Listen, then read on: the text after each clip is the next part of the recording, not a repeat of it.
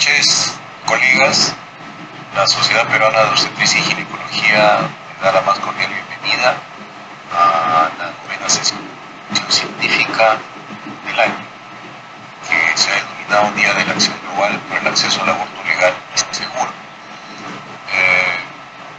El día de hoy va a estar muy interesante el simposio, dado que tenemos ponentes internacionales con muchísima experiencia en el tema, y especialmente porque tienen un pronunciamiento que es a nivel internacional sobre este tema, que a veces puede resultar un poco conflictivo.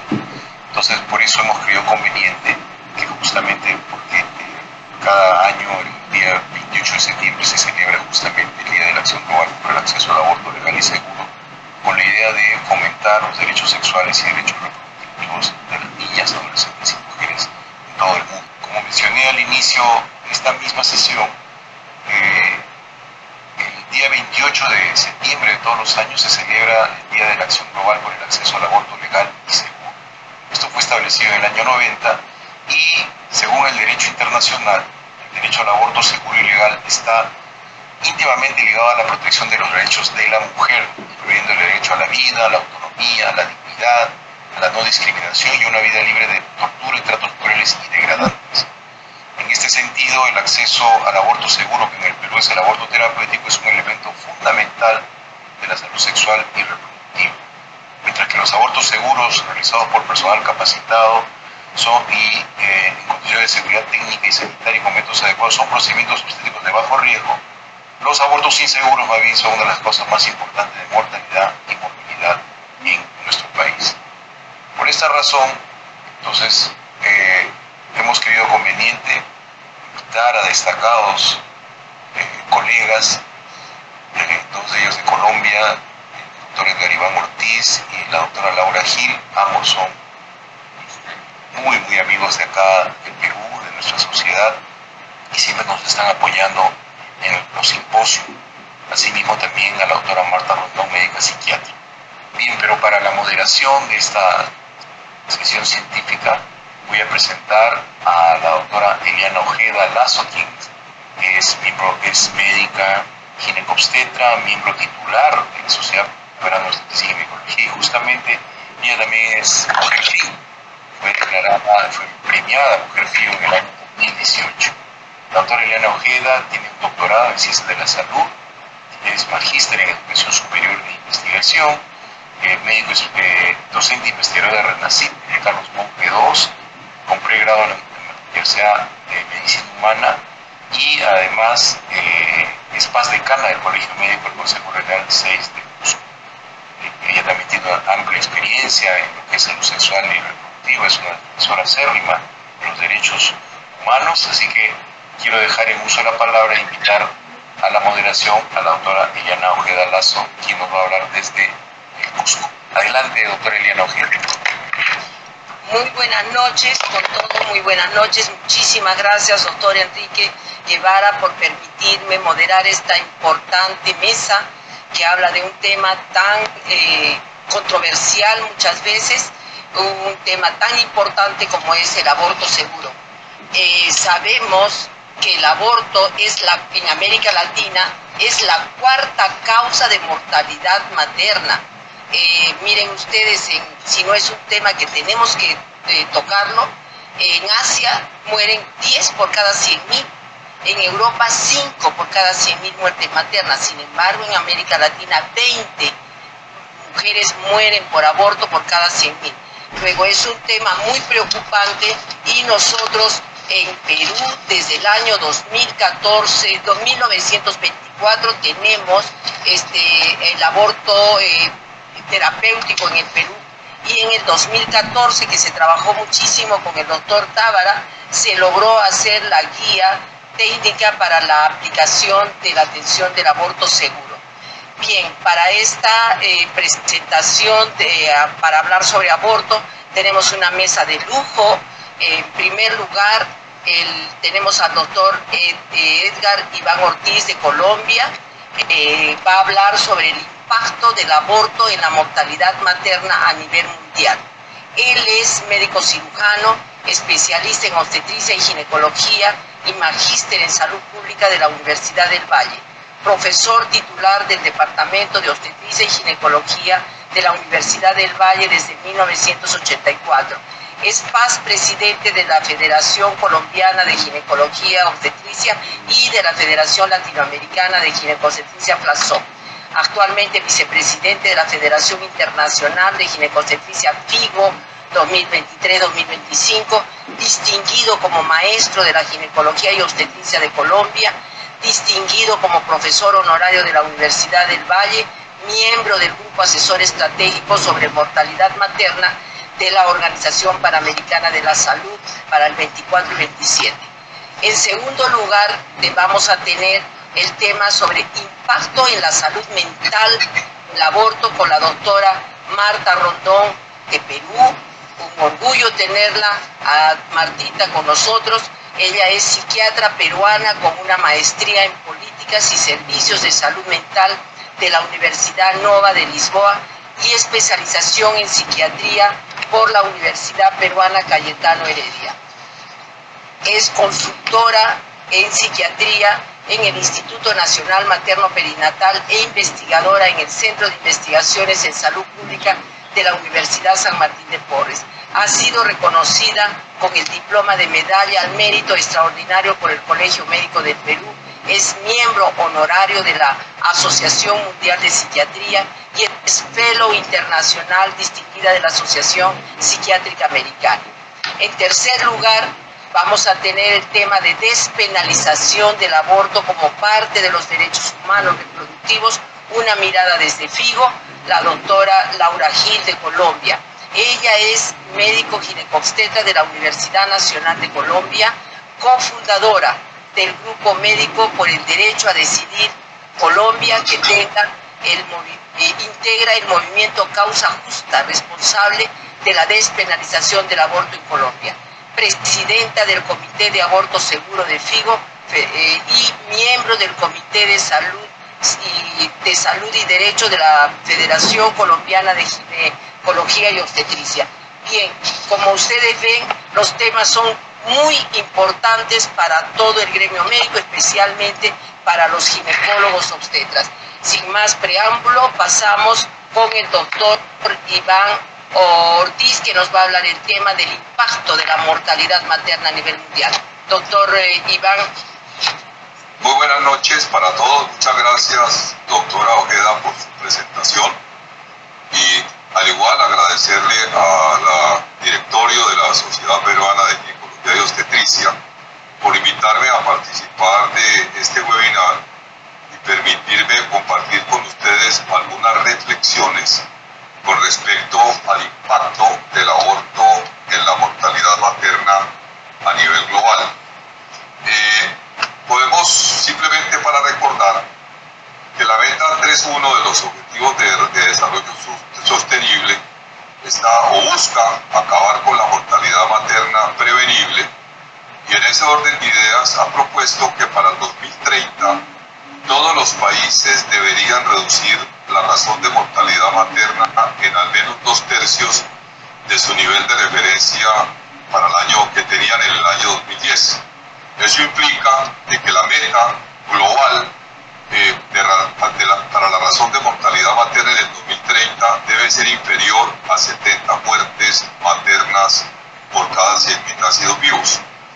En el informe que generó la Organización Mundial de la Salud este año, se hizo una evaluación de cómo se estaba comportando la reducción de la mortalidad materna en las diferentes regiones del mundo, y se evidenció que aquellas regiones que tenían las más altas tasas de mortalidad materna mostraban descensos significativos, pero regiones del mundo que tenían razones de mortalidad materna más bajas no mostraban realmente un descenso importante en la razón de mortalidad materna.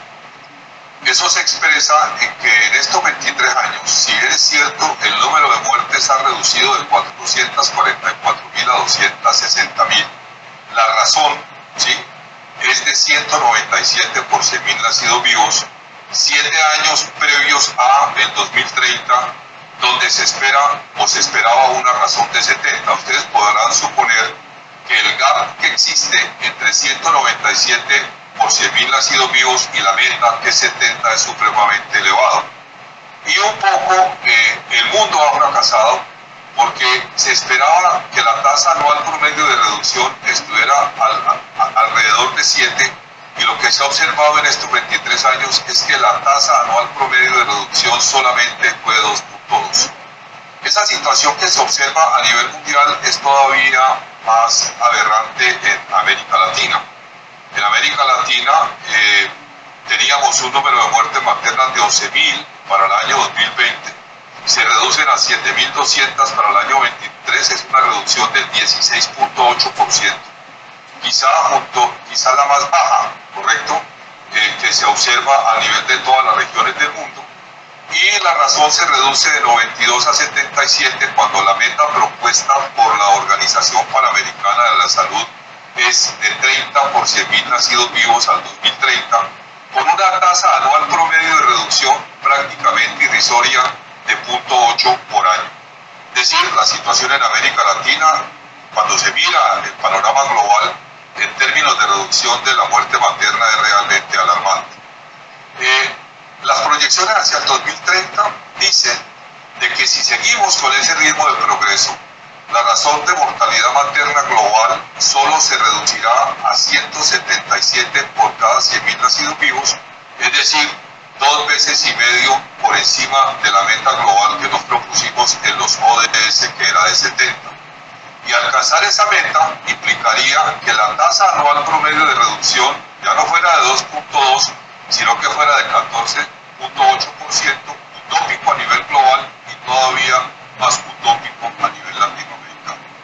Cuando observamos por qué se mueren las mujeres en el mundo, nos encontramos que el aborto es la tercera causa de muerte directa a nivel mundial, superada por la hemorragia y el trastorno hipertensivo, y que alrededor de 1 de cada 10 muertes maternas que ocurren en el mundo están relacionadas con complicaciones que tienen que ver con el aborto. Esa contribución del aborto a la muerte materna cambia en las regiones, ¿correcto? Y en América Latina se cree que puede ser superior al 10%, incluso se habla que la contribución puede llegar a ser hasta del 13%. Desafortunadamente, la mayoría de esas complicaciones que llevan a muertes maternas están relacionadas con el aborto inseguro. Cuando nosotros le damos una mirada a la situación del aborto a nivel mundial, nos encontramos que en el mundo ocurren alrededor de 56 millones de abortos por año, ¿correcto? Y se estima que el 45%, 25 millones, son inseguros. Si nosotros asumimos de que hay una relación entre el aborto como causa de mortalidad materna y el aborto inseguro como el factor de riesgo que genera esa muerte materna, ustedes ven que un 45% de abortos inseguros está generando un riesgo de siniestralidad bastante alto asociado a esta condición. Es cierto que la mortalidad por aborto inseguro en el mundo ha venido reduciendo. Ustedes pueden ver que se reduce en los diferentes países del mundo. Sin embargo, sigue siendo el aborto inseguro un problema de salud pública, porque como ustedes pudieron ver, es la tercera causa de muerte directa a nivel del mundo. Se calcula que cada año al menos 22.000 mujeres adultas y jóvenes mueren a causa de abortos no seguros, y lo lamentable es que estos ocurren mayoritariamente en países en desarrollo, donde las leyes restrictivas limitan el acceso a procedimientos seguros. Por esa razón, las razones del mundo con mayor incidencia de abortos están en el África subsahariana y el Asia meridional, y concentran el 87% de estas muertes. Pero la mirada del aborto no debe darse únicamente desde la perspectiva de la mortalidad. La mirada del aborto hay que dársela también desde la perspectiva de la morbilidad, y yo diría que en la medida en que se reduce la mortalidad, la morbilidad asociada al aborto va tomando cada vez más importancia. La morbilidad es mucho más frecuente, desde luego, que los casos de muerte. La morbilidad varía su severidad, pero genera, independientemente de su severidad, una gran carga para los sistemas de salud. Y esa morbilidad va desde abortos incompletos hasta otras complicaciones severas como sepsis, hemorragia, lesiones traumáticas del tracto genital o de otros órganos, con secuelas permanentes como la esterilidad y grave afectación de la salud mental, de lo cual la ponente que sigue, la doctora, nos va a comentar sobre esa afectación de la salud mental, que es una secuela importante asociada a los abortos. Y se estimaba que para el 2023 5 millones de mujeres en las regiones en desarrollo fueron atendidas por complicaciones del aborto inseguro. En América Latina la situación es todavía más aberrante con referencia al aborto inseguro que lo que se observa a nivel global. Ocurren aproximadamente 6.5 millones de abortos por año, pero el 76% de esos abortos son abortos inseguros, ¿correcto? Que de una u otra manera están exponiendo a estas mujeres no solamente a generar morbilidad, sino a generar casos de muerte. El impacto es muy significativo porque desafortunadamente en América Latina y el Caribe todavía tenemos leyes restrictivas en la mayoría de países.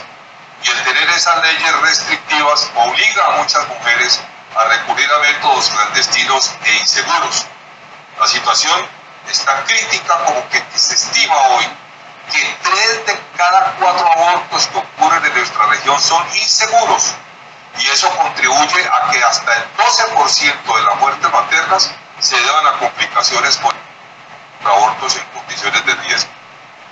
En el 2023 se estimaba que al menos el 10% de las muertes maternas totales en la región estaban atribuidas a abortos inseguros. Eso representa más o menos 720 muertes maternas, aunque estimaciones más amplias sugieren que alrededor de 2.000 mujeres realmente son las que están muriendo anualmente por esta causa. Lamentablemente, en nuestro continente, en nuestra región, todavía hay un subregistro importante alrededor de esto. Con referencia a la morbilidad, quiero compartirles este estudio publicado en el año 2021, que se tituló Morbilidad relacionada con el aborto en 6 países de América Latina y el Caribe. Y quiero señalar que el 46% de las complicaciones que se presentan relacionadas con el aborto son consideradas leves, pero que el 54% restante o son moderadas o son condiciones de una severidad tal que amenazan la vida de las mujeres o incluso que pueden llegar a ser casos de morbilidad materna extrema o de muerte materna. Esto es supremamente importante porque no es despreciable la morbilidad que se genera por abortos en nuestra región, sino que la severidad con que se presentan estas complicaciones es bastante preocupante. Comparado con África, porque en este estudio se hizo en 6 países de América Latina y 11 países de África, se encontró que la morbilidad materna severa y las condiciones que potencialmente amenazan la vida de las mujeres en África son casi el doble que las observadas en América Latina. Y quizá la explicación se da de que de una u otra forma en América Latina hemos logrado sensibilizar a nuestras mujeres y nuestras mujeres buscan atención posaborto a una edad gestacional más temprana que lo que se observa en África. El 73.7% de las mujeres buscan atención posaborto en América Latina antes de las 13 semanas, mientras que en el África solo ocurre el 52.8%, y el hecho de consultar más tardíamente probablemente está incidiendo en el comportamiento de la morbilidad. Este estudio incluyó 6 países, incluyó Bolivia, Argentina, Brasil, República Dominicana, El Salvador y Perú. Y es importante notar que el país de estos 6 países latinoamericanos, el país que presentó la morbilidad más severa, es decir, casos de condiciones que amenazan la vida de las mujeres o condiciones de nervis o muertes maternas, fue Bolivia, ¿correcto?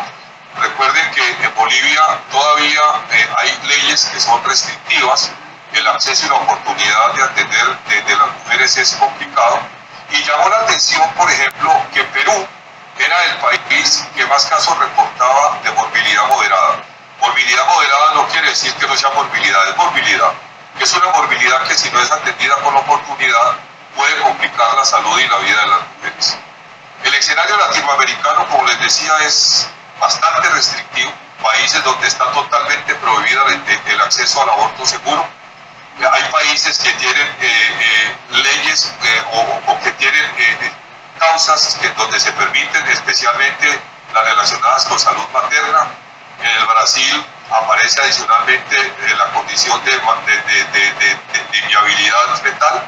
Y los únicos países que tienen decriminalizado el aborto son Cuba, Guyana, Uruguay, Argentina y Colombia y parcialmente México. México se ha avanzado mucho a nivel del DF, más no tanto a nivel del país. La gran preocupación que nos asiste hoy desde FIGO, y eso lo ampliará la doctora Gil, es que el nuevo escenario para nada es alentador. Recuerden que pospandemia, de los servicios que más se afectó durante y pospandemia fue el acceso de nuestras mujeres latinoamericanas a la interrupción voluntaria del embarazo.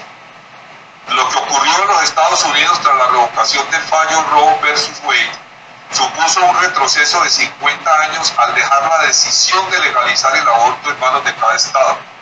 Hoy en día, Estados Unidos tiene un gobierno retrógrado frente a este tema y lamentablemente la dependencia económica de nuestros países está llevando a que muchos gobiernos de la región estén revisando su legislación sobre aborto porque el imperio lo está diciendo así.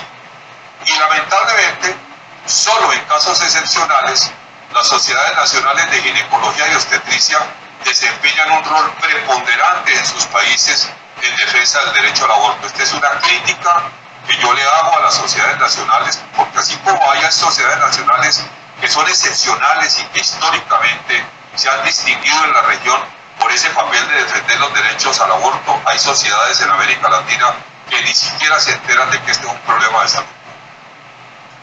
En la región, entonces, lo que se ha observado en la región y a nivel mundial es que el acceso a abortos seguros reduce drásticamente la mortalidad, con tasas de muerte inferiores a 1 por 100.000 procedimientos. Dice la evidencia de que legalizar el aborto puede disminuir la mortalidad materna en un 30 a un 40% de poblaciones vulnerables, evitando miles de muertes al año.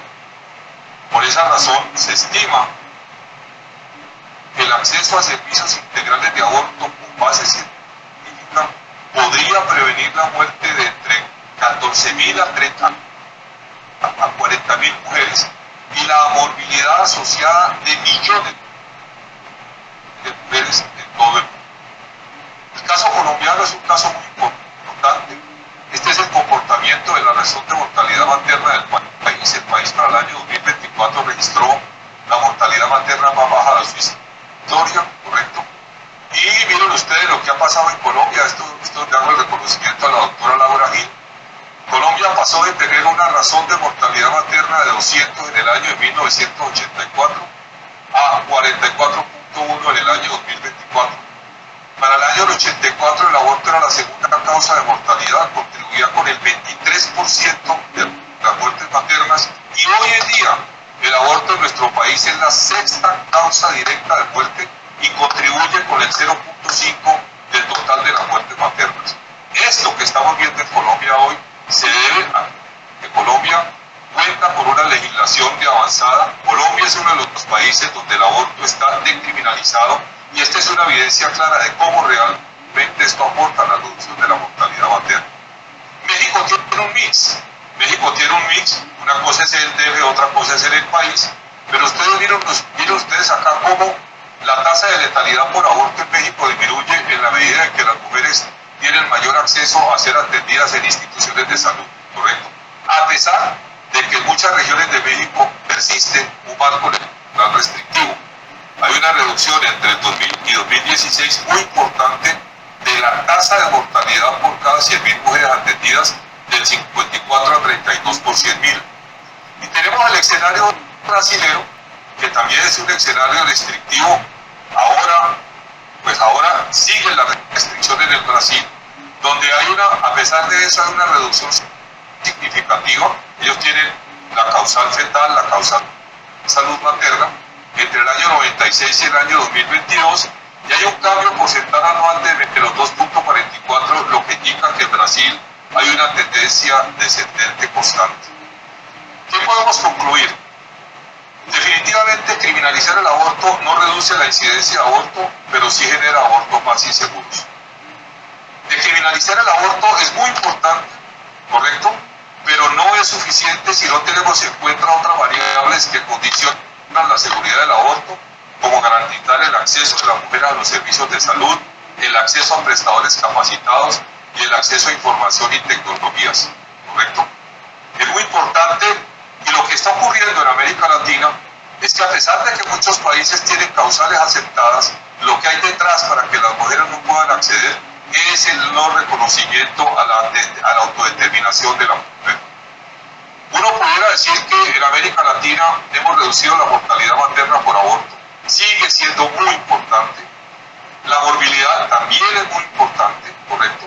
Y los resultados que vemos de morbilidad, a pesar de que es una morbilidad de menos severidad que la que uno puede observar en África, nos está diciendo que hay otras áreas de preocupación, además de la descriminalización, como la persistencia del legrado como el método para realizar las interrupciones del embarazo. Eso no puede seguir así. El uso limitado de misoprostol, restricciones para el uso de barreras para el uso de misoprostol, la pobre cobertura de anticoncepción post-evento obstétrico y un conocimiento muy limitado de las necesidades de las mujeres a lo largo del proceso de atención. El aborto clandestino sigue siendo un procedimiento inseguro que pone en riesgo la vida y la salud de las mujeres, pero el aborto legal es un procedimiento indudablemente muy seguro. México reporta entre el año 2018 y el año 2022 que realizó 400.000 abortos atendidos en hospitales, el 92% no reportó ninguna complicación y el riesgo de una complicación fue mayor cuando la interrupción se hizo por encima de las 13 semanas, ¿correcto? Y en mujeres que tenían multiparidad y que habitaban en lugares muy marginados. Pero en general, el aborto seguro es un aborto que genera muy pocas complicaciones. Para cerrar, decirles que con estos argumentos nosotros desde FIGO hemos venido haciendo un llamado permanente a la total decriminalización del aborto, ¿correcto? Y estamos del aborto seguro, desde luego, y estamos en esa campaña. Y yo espero que en la presentación de la doctora Laura Gil, pues ella nos haga un enfoque mucho más amplio de la postura de FIGO al respecto. Yo quiero finalizar recordándoles la cita que vi que se planteó dentro del informe que se presentó hoy, 5 al 9 de octubre en el Congreso Mundial. Nos vemos en Cape Town. Muchísimas gracias por la oportunidad y dejo la sesión en manos suya, doctora Ojeda, como moderadora. Muy amable. En segunda ponencia tenemos a la doctora Marta Rondón con el impacto en la salud mental del aborto. Bienvenida, doctora Marta. Estamos listas para escuchar su excelente presentación, como siempre. Buenas noches. Muchas gracias por la presentación, doctora Eliana Ojeda, y gracias a la Sociedad Peruana de Obstetricia y Ginecología por su invitación.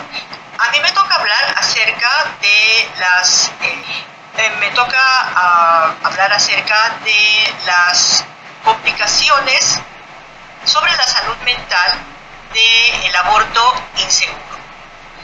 Es discretamente ocioso redundar en la falta de un impacto desfavorable del aborto seguro voluntario sobre la salud mental de las mujeres. Hay estudios importantes, como por ejemplo la mesa de trabajo de la Asociación Psicológica Americana, el estudio de Munk y Olsen en los países escandinavos, y particularmente el estudio de Antonia Big y su grupo, que llamamos el Turnaway Study, que demuestran, más allá de toda duda, con cierto rigor metodológico, que el aborto voluntario en mujeres mentalmente sanas no va a ser causa de enfermedades mentales para ellas.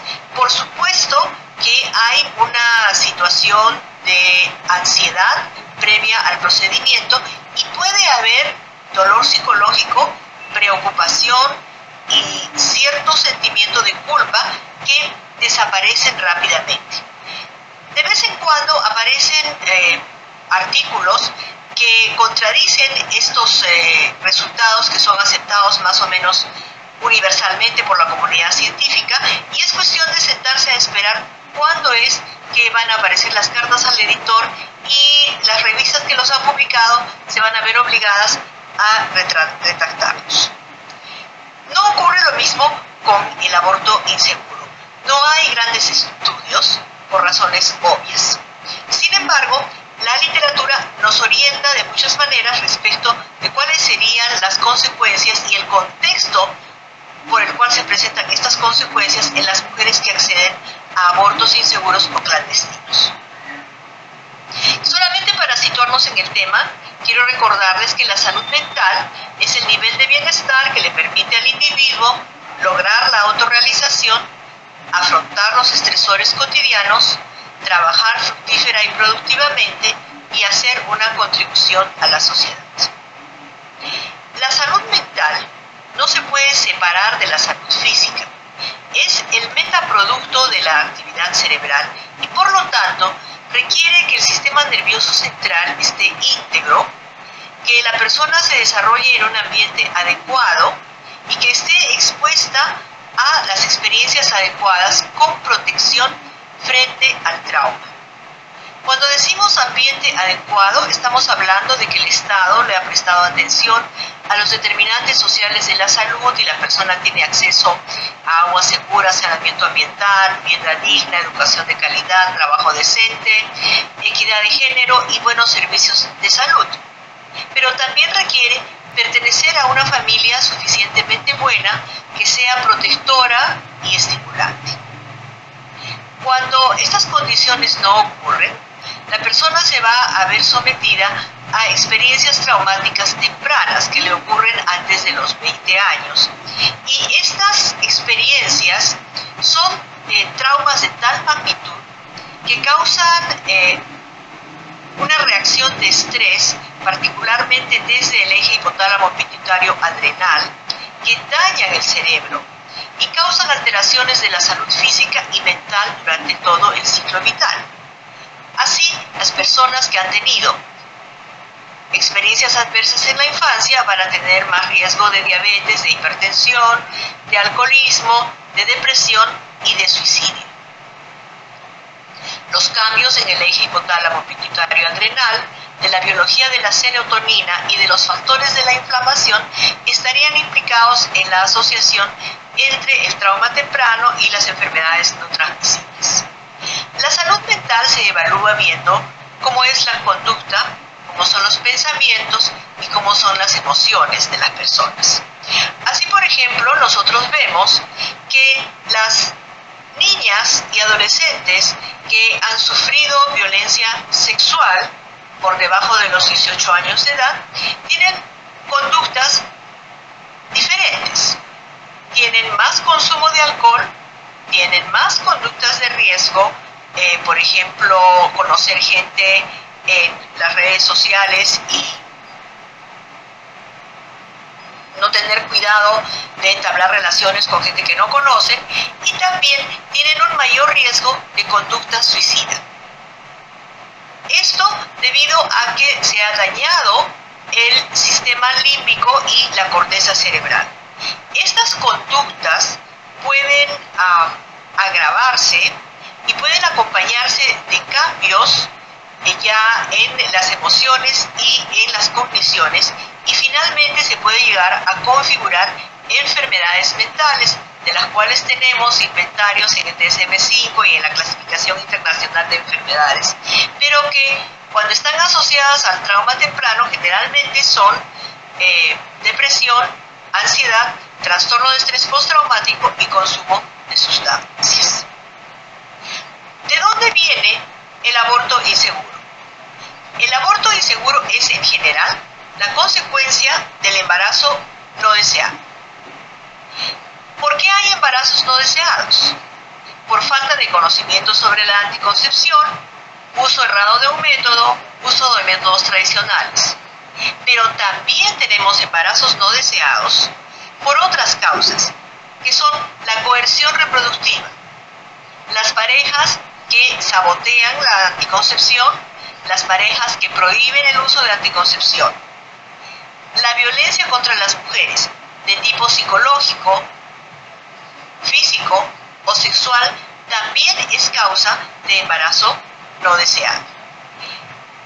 Además, estas situaciones de coerción reproductiva, violencia contra la mujer y particularmente violencia sexual se acompañan de depresión, ansiedad, consumo de alcohol, conducta suicida y trastorno de estrés postraumático. De modo que las mujeres que tienen embarazos no deseados tienen de inicio mayor riesgo de presentar cualquiera de estas enfermedades. Y luego buscan el aborto inseguro o clandestino y se ven sometidas a una serie de vivencias y experiencias que pudieran resultar en incremento de su ansiedad o del trastorno de estrés. En Irán, un país de tradición musulmana muy fuerte, el aborto estaba totalmente prohibido y en el 2006 una investigadora decidió hacer un estudio cualitativo acerca de las consecuencias sobre la salud mental y sobre el bienestar en general de las mujeres en Irán.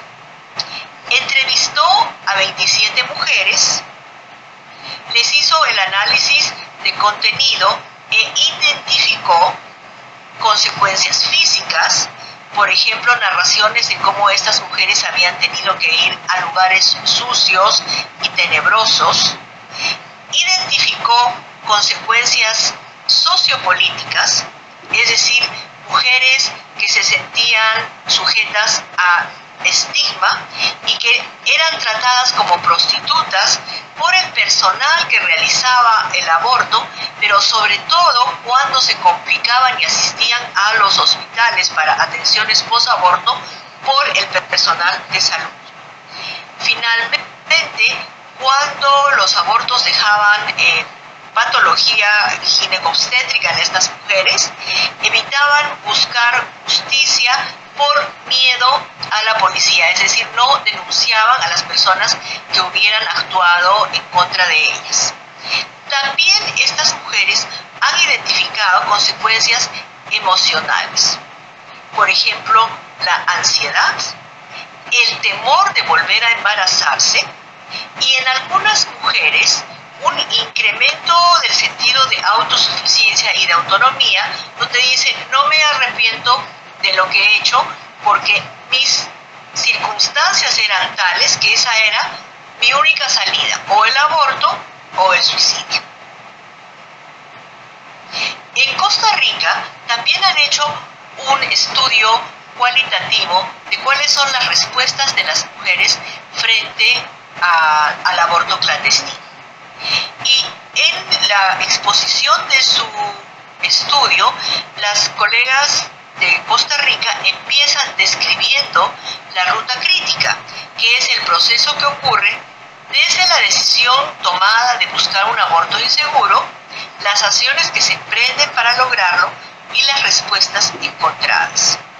Esta ruta, sin embargo, no es como una carretera asfaltada, rectilínea, sino más bien como un zigzag con subidas y bajadas, con detenciones obligadas, porque las mujeres se ven envueltas en un sistema donde se presentan factores impulsores de la búsqueda del aborto, por ejemplo, el no poder afrontar la consecuencia del embarazo, pero también hay factores inhibidores de la búsqueda de la interrupción, por ejemplo, las convicciones religiosas o el conservadurismo familiar. Algunos de estos factores son internos, como por ejemplo las propias convicciones o el propio proyecto de vida que se va a ver interrumpido si el embarazo continúa su curso, y otras son externas. Y entre las externas tenemos que tomar en cuenta el alto precio de los procedimientos de aborto en condiciones que no sean miserables, que es más o menos un chantaje que se le hace a las mujeres que buscan abortos inseguros, las condiciones de inseguridad y de falta de garantía sanitaria de los lugares donde se realiza el aborto y las persecuciones por parte de la policía y de los aparatos de poder contra las mujeres que han accedido a abortos, donde nosotros sabemos que en nuestro continente hay mujeres que terminan en la cárcel. La conclusión de estas investigadoras es que una mujer que aborta lo hace porque no encuentra otra salida ante un embarazo no planificado o no deseado. Y al hacerlo, ella toma la decisión de arriesgarse a los efectos de la clandestinidad, exponiendo su salud y su vida. El estudio consistió de entrevistas en profundidad a 9 mujeres con 12 historias de aborto y el tamaño de la muestra estuvo determinada por la saturación. Lo que hicieron fue tomar una historia de vida temática de estas mujeres, enfocándose solamente en el embarazo no deseado desde su inicio hasta su resolución. La muestra consistió de 9 mujeres entre 18 y 25 años, todas con estudios universitarios y todas de residencia urbana. De modo que se esperaba que las historias no fueran de desamparo, pobreza y mucha violencia. ¿Qué se analizó en estas historias? Primero, cómo fue la noticia del embarazo y la decisión de interrumpirlo. Y lo que se encontró es que estas mujeres se enteraron que estaban embarazadas precozmente entre la 3ª y la 7ª semana. Y la decisión de interrumpir fue tomada casi en simultáneo con enterarse de estar embarazadas, porque las razones por las cuales estas mujeres no podían continuar con sus embarazos eran bastante claras. ¿Cómo fue la búsqueda de la información respecto de dónde y cómo acceder al aborto? Esta fue de inicio inmediato. Una vez que tomaron la decisión, empezaron a buscar cómo lograrlo. Pero, por diversas circunstancias, pudo haber demorado hasta 8 semanas en algunas mujeres. Las fuentes de la información fueron médicos privados que muchas veces se negaban a hacer el procedimiento, pero conocían a alguien que sí lo hacía y que era, entre comillas, de confianza. Y también amigas o allegadas que ya habían accedido previamente a un aborto. El siguiente punto analizado fue la vivencia de la propia interrupción. Todas estas mujeres accedieron a interrupciones con medicamentos, todas acudieron acompañadas para sus abortos, pero igualmente experimentaron sentimientos de temor, mucha incertidumbre porque nadie les explicaba qué es lo que tenían que esperar o qué es lo que iba a venir a continuación, dolor psicológico y culpa. Una de las mujeres describió cómo no solamente fue un aborto, sino también un duelo porque le tocaba separarse de la pareja que había reaccionado de una manera violenta e inmadura frente a la noticia del embarazo. Otra mujer, ya perimenopáusica, que no tenía hijos, vivió la experiencia del embarazo como un duelo frente a su posibilidad de ser madre, puesto que después de este aborto le quedaba claro que ya no tenía posibilidades de volverse a embarazar. Esto nos permite entender cómo la historia de cada mujer es la que moldea cómo es que el aborto clandestino va a repercutir sobre su salud mental. Luego se analizó lo que ocurrió durante el postprocedimiento. Estas mujeres no tuvieron complicaciones físicas y su respuesta emocional fue muy variada. Algunas describieron alivio, sintieron que se habían quitado un peso de encima, Otras experimentaron por un par de semanas dolor y culpa, duelo, vieron que había una coincidencia con otras crisis. Y finalmente estaba todo el tema de haber entrado en una situación de clandestinidad. ¿Por qué para nosotros el aborto resulta siendo una situación de tanta clandestinidad y tanto rechazo? Tenemos que recordar que en nuestro continente la sexualidad y la reproducción, en nuestra manera de ver las cosas, no son facultades que nosotros tenemos para disfrutarlas, sino que deben estar reguladas por instituciones judiciales, religiosas, médicas y educativas, que nos dicen cómo y cuándo tenemos que ejercer nuestra sexualidad y cómo y cuándo tenemos que reproducirnos, por razones que no necesariamente responden a nuestras necesidades individuales. En el caso de las mujeres, debido a nuestra tradición judeocristiana, particularmente católica, el destino irrevocable y universal es la maternidad. La decisión de no tener hijos ya es tomada como una transgresión de lo que sería la ley natural para las mujeres. Pero la decisión de abortar es interpretada como una expresión de la resistencia al constructo social de la feminidad en su base más profunda. No solamente no acepto mi destino de ser madre en este momento especial, sino que además procedo a desechar al producto del embarazo. De modo que la clandestinidad, en el caso de la mujer que accede al aborto inseguro, es un tema de salud física, como lo ha expuesto el doctor Ortiz, pero también un tema de salud mental. En México se hizo otro estudio cualitativo donde se entrevistó a 12 mujeres que habían tenido abortos clandestinos de 1995 a 1996. Y la pregunta que los investigadores se hicieron es: ¿los efectos negativos del aborto se deben a condiciones subjetivas de la mujer? ¿Se deben al aborto en sí mismo? ¿O responden al contexto legal, cultural y material en el cual ocurre este aborto? En primer lugar, se tomaron en cuenta las diversas razones que tenían las mujeres para buscar un aborto, que eran un abanico muy amplio de situaciones. El embarazo es producto de una violación, la pobreza no le permite tener un hijo más, la multiparidad no le permite tener otro hijo, hay conflictos de pareja donde este embarazo significaría la imposibilidad de separarse, o hay proyectos personales que van a ser interrumpidos si el embarazo continúa.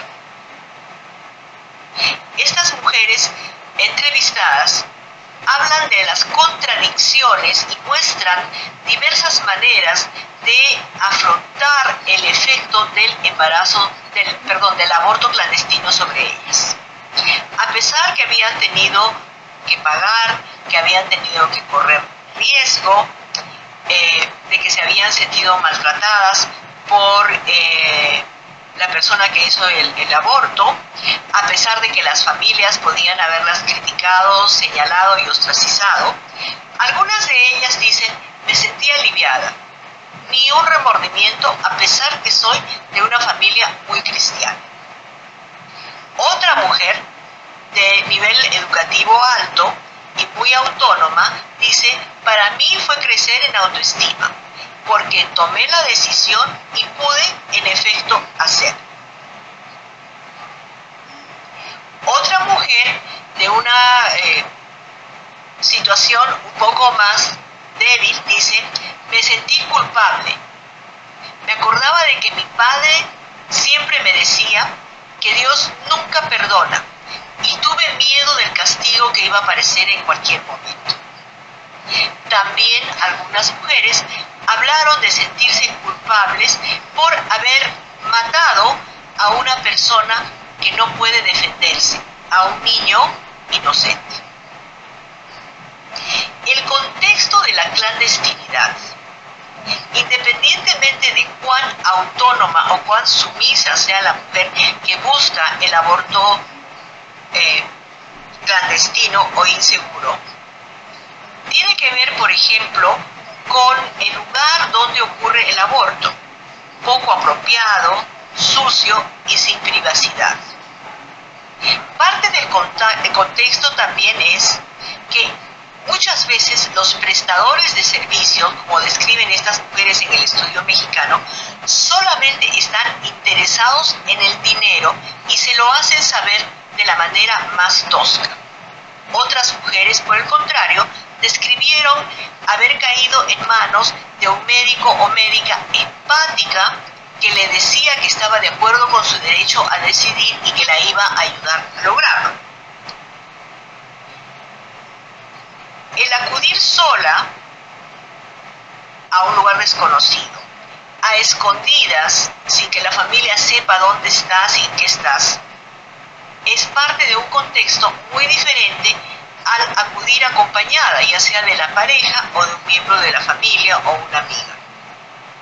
Para todas las mujeres, el desconocimiento de lo que va a ocurrir y dónde acudir y cómo acudir en caso de que se presentaran complicaciones fue también parte del contexto. Finalmente, una parte muy negativa que las mujeres describen son las actitudes de los servicios de salud cuando las mujeres se complican y tienen que acudir para servicios post-aborto, cómo son señaladas y tratadas de maneras poco respetuosas.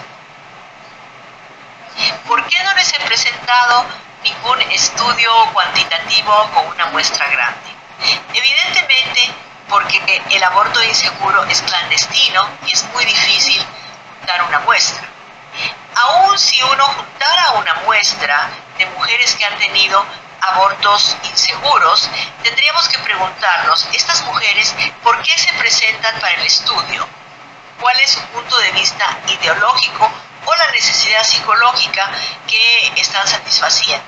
No sería una muestra aleatoria que nos permitiera sacar conclusiones. De modo que, por esta razón, he escogido solamente estos pocos estudios cualitativos que, sin embargo, me permito presentar las siguientes conclusiones.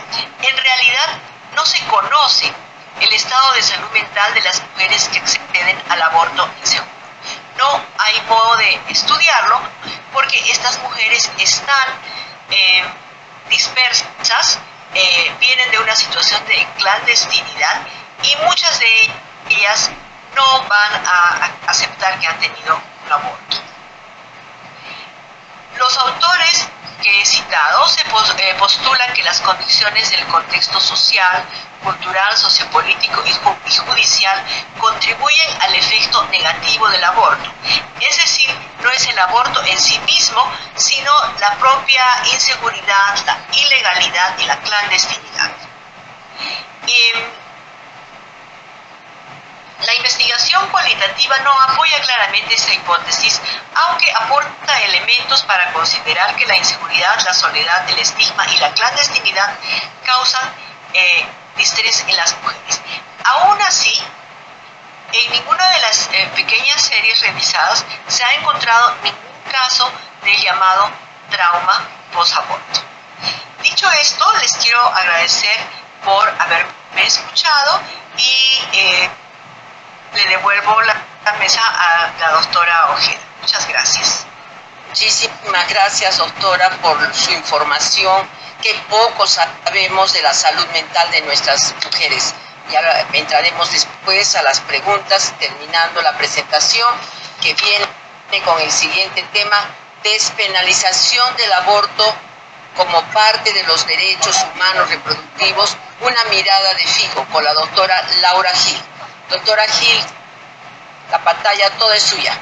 Gracias, doctora Ojeda. Marta, siempre es un placer escucharte. Me encanta todo lo que dijiste, como siempre, porque siempre veo muchas personas preocupadas por las supuestas consecuencias en la salud mental del aborto, que ya ampliamente se han demostrado que no existen como tal, pero no veo a mucha gente preocupada por cuál es la opción, y es o ser madre obligadamente o acudir a un aborto clandestino, y eso sí que tiene consecuencias. Entonces, esto me trae a mi primera diapositiva, y es que muchas personas en el transcurso de esta conferencia y de esta sesión, y pues toda la vida, siempre dicen es que este es un tema muy controversial. Entonces, claro, es controversial si vamos a hablar de nuestras opiniones. Entonces, si a mí me preguntan mi opinión y la comparamos con la de una persona que sea muy diferente a mí, probablemente van a ser muy diferentes y con base en diferentes argumentos. Y entonces, cuando pensamos en que la pregunta es ¿qué pensamos del aborto?, entonces inmediatamente las cosas se vuelven blanco y negro. No, está bien o está mal. Yo pienso que está bien porque es un derecho, o yo pienso que está mal porque es un asesinato. Entonces ahí sí entramos en controversias. Pero resulta que eso está reservado, esa discusión controversial es para un ámbito social o para un ámbito, no sé, otros ámbitos, pero no para el ámbito médico. La pregunta que nos tenemos que hacer nosotros como médicos, médicas y sobre todo ginecobstetras no es qué pienso del aborto, porque eso sí que es controversial y no lo vamos a solucionar nunca. Es cómo queremos que sean los abortos, porque los abortos no se van a acabar independientemente de la opinión que tengamos o de lo controversial que sea el tema. La pregunta es cómo queremos que sea el aborto. Queremos que sea con muchas complicaciones y mucha mortalidad, porque miren, un aborto inseguro tiene de 10 hasta el 65% de complicaciones. Claro, podemos estar hablando del 65% cuando hablamos de mujeres que se tiran por la escalera para abortar o que se meten un palo de bicicleta para abortar, y 10% cuando utilizan métodos menos inseguros, versus el aborto seguro, que es 2 a 5 por 1000. Entonces, estoy segura que aquí sí no hay controversia. ¿Dónde quieren que estén las mujeres peruanas? ¿En el 10 a 65% o en el 2 al 5 por 1000? Aquí no hay controversia. ¿Y cuánto quieren que se mueran las mujeres por aborto? Ya el doctor Edgar Iván nos dio un panorama gigante sobre la mortalidad, pero entonces yo les hago ahora esta pregunta. ¿Dónde quieren que estén las mujeres peruanas? En el aborto inseguro, que se mueren 17 de cada 100.000, pues parecerían pocas, pero ¿cómo yo voy a permitir esto que pase en mi país si podemos estar en un lugar en donde el aborto seguro provoca una muerte por cada 1.000.000 de procedimientos? Entonces creo que aquí tampoco tenemos controversia. No queremos que las mujeres se mueran, no queremos que las mujeres se enfermen. Y entonces aquí se acabó esa parte de la controversia y vamos a hablar ya de los hechos que nos conciernen ya para nuestra práctica médica. Entonces aquí es donde entro con la parte de qué dice FIGO. FIGO, pues siendo la Federación Internacional de Ginecología y Obstetricia, es el ente académico que nos agremia a todos nosotros en el mundo, que obviamente agremia a todas las asociaciones de Latinoamérica a través de FLASOG y FLASOG a todas las asociaciones pues, de los países como son ustedes. Entonces, si yo me fuera bien atrás en la historia no empieza con esta declaración de Cartagena. Quiero recordarles que en el año 2002, en la ciudad de Santa Cruz de la Sierra, en una reunión regional de FLASOG, se hizo una declaración. Entonces la historia va incluso más allá, va a los años 70, cuando las personas que fueron nuestros mentores empezaron a hablar de aborto y no entraba nadie en los auditorios donde hablaban de aborto en los congresos. Pero pues, me voy a adelantar un poquito. Recuerden que en Bolivia en 2002 se hizo una declaración hablando de cómo las federaciones y las sociedades de ginecología tenían que estar comprometidas con la defensa de los derechos sexuales y reproductivos. Y me voy a saltar un montón, que quiere decir que no haya pasado en medio nada, pero me voy a saltar a la declaración de Cartagena en 2022, 20 años después de la declaración de Santa Cruz, en la que se habló de cómo todas las sociedades y los ginecobstetras deberíamos estar comprometidos con la defensa de y el acceso a la salud y los derechos sexuales y reproductivos. ¿Por qué? Porque constituyen un derecho humano fundamental y no es negociable de las mujeres y las niñas de todo el mundo. Entonces, nuevamente, aquí no hay controversia, esto no es negociable. Y fíjense, pues aquí les traigo un poquito más chiquito, pero les leo. La FIGO reconoce que las mujeres deben tener acceso a los métodos anticonceptivos, al aborto seguro y a la asistencia de fertilidad para cumplir su potencial a lo largo de toda la vida. Por supuesto que también tienen que tener acceso al aborto seguro y a los anticonceptivos para no morirse. Pues ya vimos la incidencia que tiene la mortalidad. Pero no se trata solo de no dejarlas morir desangradas en un sitio de un aborto clandestino. No se trata solo de que no les dé sepsis por tratar de abortar ellas mismas con elementos sucios. Se trata de más allá de eso, y aquí lo vemos, cumplir su potencial de vida. No es simplemente no dejar que se mueran ni que se enfermen, es cumplir con todo ese potencial que ellas tienen de ahí en adelante, y que muchas veces se puede ver truncado por una maternidad en un momento en las que ellas no lo deseaban asumir. Entonces recordemos la visión de FIGO. Quiero ahora ya partir con lo actual. La visión en este momento de FIGO es que las mujeres del mundo alcancen los más altos estándares posibles de salud y bienestar físico, mental, reproductivo y sexual a lo largo de sus vidas. ¿Por qué les digo esto? FIGO no dice, nuestro objetivo es que no se mueran las mujeres. Eso se sobreentiende, por supuesto que no queremos que se mueran las mujeres, y muchos o todos nosotros estudiamos ginecobstetricia tal vez por eso. Pero fíjense que la visión es mucho más amplia, es tener unos estándares muy altos de bienestar físico, mental y reproductivo y sexual en toda su vida. Entonces, ya entrándome en cuál es el posicionamiento de FIGO frente al aborto, FIGO, su posición es: exigimos la despenalización total del aborto y que llegue, pues, en su reemplazo, el del aborto clandestino, el aborto seguro, el aborto legal y seguro. Entonces vemos como, digamos que la principal frase de ese statement es: la elección reproductiva, incluido el acceso a servicios de aborto seguro, es una herramienta básica y no negociable para garantizar los derechos humanos de todas las mujeres, no solo en una región o país, sino en todo el mundo. Es decir, no es que, no, en mi país eso es ilegal o está restringido, entonces aquí pues eso no vale. No, todos somos igual de humanos y todos tenemos los mismos derechos humanos, y todos y todas. Entonces, quiero hablar un poquito de por qué FIGO llega a esa conclusión. Y básicamente la conclusión o el llamamiento de FIGO es a la decriminalización. Entonces vamos a ver dos grupos diferentes de argumentos contra la criminalización. Y vamos a hablar primero de los de salud, porque nosotros somos profesionales de la salud. Entonces, una de las cosas que preocupan mucho cuando se habla de la despenalización del aborto es que entonces va a haber muchos abortos. Pero resulta que está totalmente comprobado que no porque sea ilegal va a haber menos abortos. Y no porque sea legal va a haber más abortos. A veces decimos eso sin pensar, nos preocupa sin pensarlo, pero pónganse a reflexionar un poco. ¿Será que la decisión de ser mamá o no ser mamá para una mujer en cualquier momento de su vida depende de que haya una ley que le diga que puede o no puede abortar? Todos sabemos aquí que eso no es así. Ese no es un criterio que toman en cuenta las mujeres a la hora de decidir abortar o no abortar. Los abortos existen con o sin criminalización. La diferencia es que cuando están criminalizados hay más muertes por aborto inseguro, hay cárcel, hay estigmatización, hay muchos otros problemas que están causando esa criminalización. Entonces, el primer problema que nos preocupa tanto, y es que haya muchos abortos, pues ya sabemos que no va a pasar. Lo que sí sabemos es que van a disminuir los problemas por aborto inseguro. Otro problema de salud y que nos impacta a nosotros y a nosotras directamente como médicas y médicos, y es que la criminalización del aborto tiene un impacto negativo en la posibilidad de practicar la medicina basada en la evidencia. ¿Por qué? Porque ya sabemos todo lo que nos mostró la doctora Marta.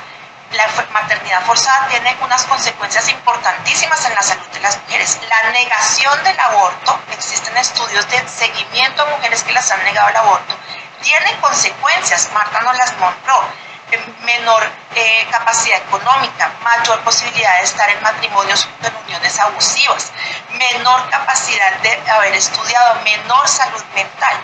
Entonces, cuando una mujer nos pide un aborto porque no quiere ser madre en ese momento, nosotros le decimos no porque es que está criminalizado, es ilegal, estamos actuando por fuera de la medicina basada en la evidencia, estamos actuando por fuera de lo que nos dice la evidencia científica que está bien para esa mujer cuando ella desea el aborto. Eso desemboca en que la criminalización es nociva para el ejercicio de la medicina, porque acuérdense que no solo se va a la cárcel la mujer, en la mayoría de los países donde está criminalizado se va a la cárcel el médico o la médica. Entonces, ¿qué pasa? La ley nos obliga en algunas situaciones a actuar de manera antiética, alejada de la medicina basada en la evidencia, y por supuesto que esto es nocivo para ese ejercicio de la medicina que nos comprometimos desde el punto de vista ético a practicar con unos principios de no dañar, de beneficiar y de respetar la autonomía de las personas. Entonces, obviamente, nos restringe profesionalmente y además crea un ambiente de ambigüedad, es decir, nos dice, el aborto es un delito, excepto en ciertas situaciones. Entonces, en el caso de ustedes, lo que ustedes denominan el aborto terapéutico. Entonces, ¿de quién depende que el aborto sea legal o no sea legal? Pues termina dependiendo de nosotros que decimos, este caso sí, este caso no. Y esa ambigüedad de, en algunos casos es un derecho, en algunos casos es un delito, nos crea mucha ambigüedad y muchas dificultades como médicos y médicas, porque es normal que sintamos temor de equivocarnos, de que nos juzguen, de que nos digan, no, lo que usted pensó que era un aborto ilegal, era un delito, se va para la cárcel. Entonces, fíjense cómo, en cuanto a salud, la criminalización no nos trae nada bueno. Y en cuanto a derechos humanos, el aborto, ya dijimos, es un derecho humano básico. Ustedes van a decir que eso no está en ningún tratado de derechos humanos. Pueda que no aparece, el aborto es un derecho humano, pero el derecho a la salud es un derecho humano básico. El derecho a la vida es un derecho humano. El derecho a la dignidad, a que yo no sea reducida a un instrumento de la reproducción, es un derecho humano básico. Entonces, el aborto es una herramienta para hacer realidad muchos, o no diría, sino digamos, todos los derechos humanos fundamentales. Cuando se prohíbe el aborto, hay una discriminación, porque es una prohibición de algo que nos permite gozar de nuestros derechos humanos, que solo le aplica a las mujeres. Pero peor, solo le aplica a las mujeres pobres, a las mujeres con poca educación y a las mujeres que viven lejos. Porque todos aquí sabemos que las mujeres con conocimientos, con dinero, con medios, no sufren por el aborto clandestino, porque tienen la forma de acudir a un aborto seguro. Y súper importante también, muchas veces nos preguntan, entonces, ¿qué pasa con el derecho a la vida del no nacido? Pues recordemos que nuestros estándares de derechos humanos reconocen los derechos humanos de forma absoluta desde el momento del nacimiento. Entonces mucha gente dice, no, entonces antes de nacer, ¿qué es? ¿Es un marranito? ¿Es un perrito? ¿No es un humano? Claro que es un ser humano, pero no ha adquirido la potestad o la característica de ser una persona a la cual se le protege de manera absoluta sus derechos humanos. Es una vida humana prenatal a la cual se le hace una protección progresiva de esa vida prenatal, que por supuesto tiene derecho a esa protección, pero que nunca se puede poner por encima de los derechos fundamentales de la mujer o de la niña que tiene esa vida prenatal dentro de su cuerpo. Entonces, obviamente que sí se protegen los derechos del no nacido. ¿Y quién es la persona que mejor los puede proteger? Es decir, ¿quién es la persona que mejor puede saber si esa vida prenatal va a resultar en una persona deseada, querida, que va a poder tener una vida digna?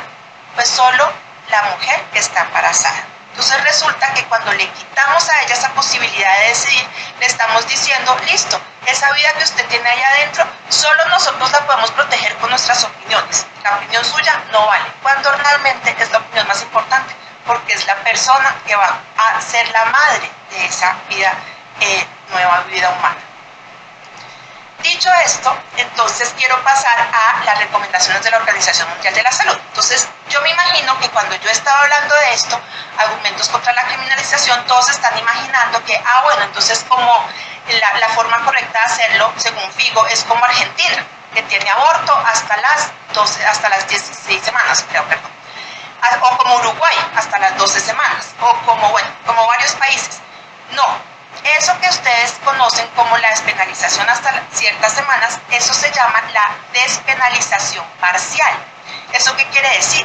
Que el aborto sigue siendo un delito, solo que no es un delito hasta cierto momento o bajo ciertas circunstancias. Entonces, por ejemplo, ustedes tienen una despenalización parcial.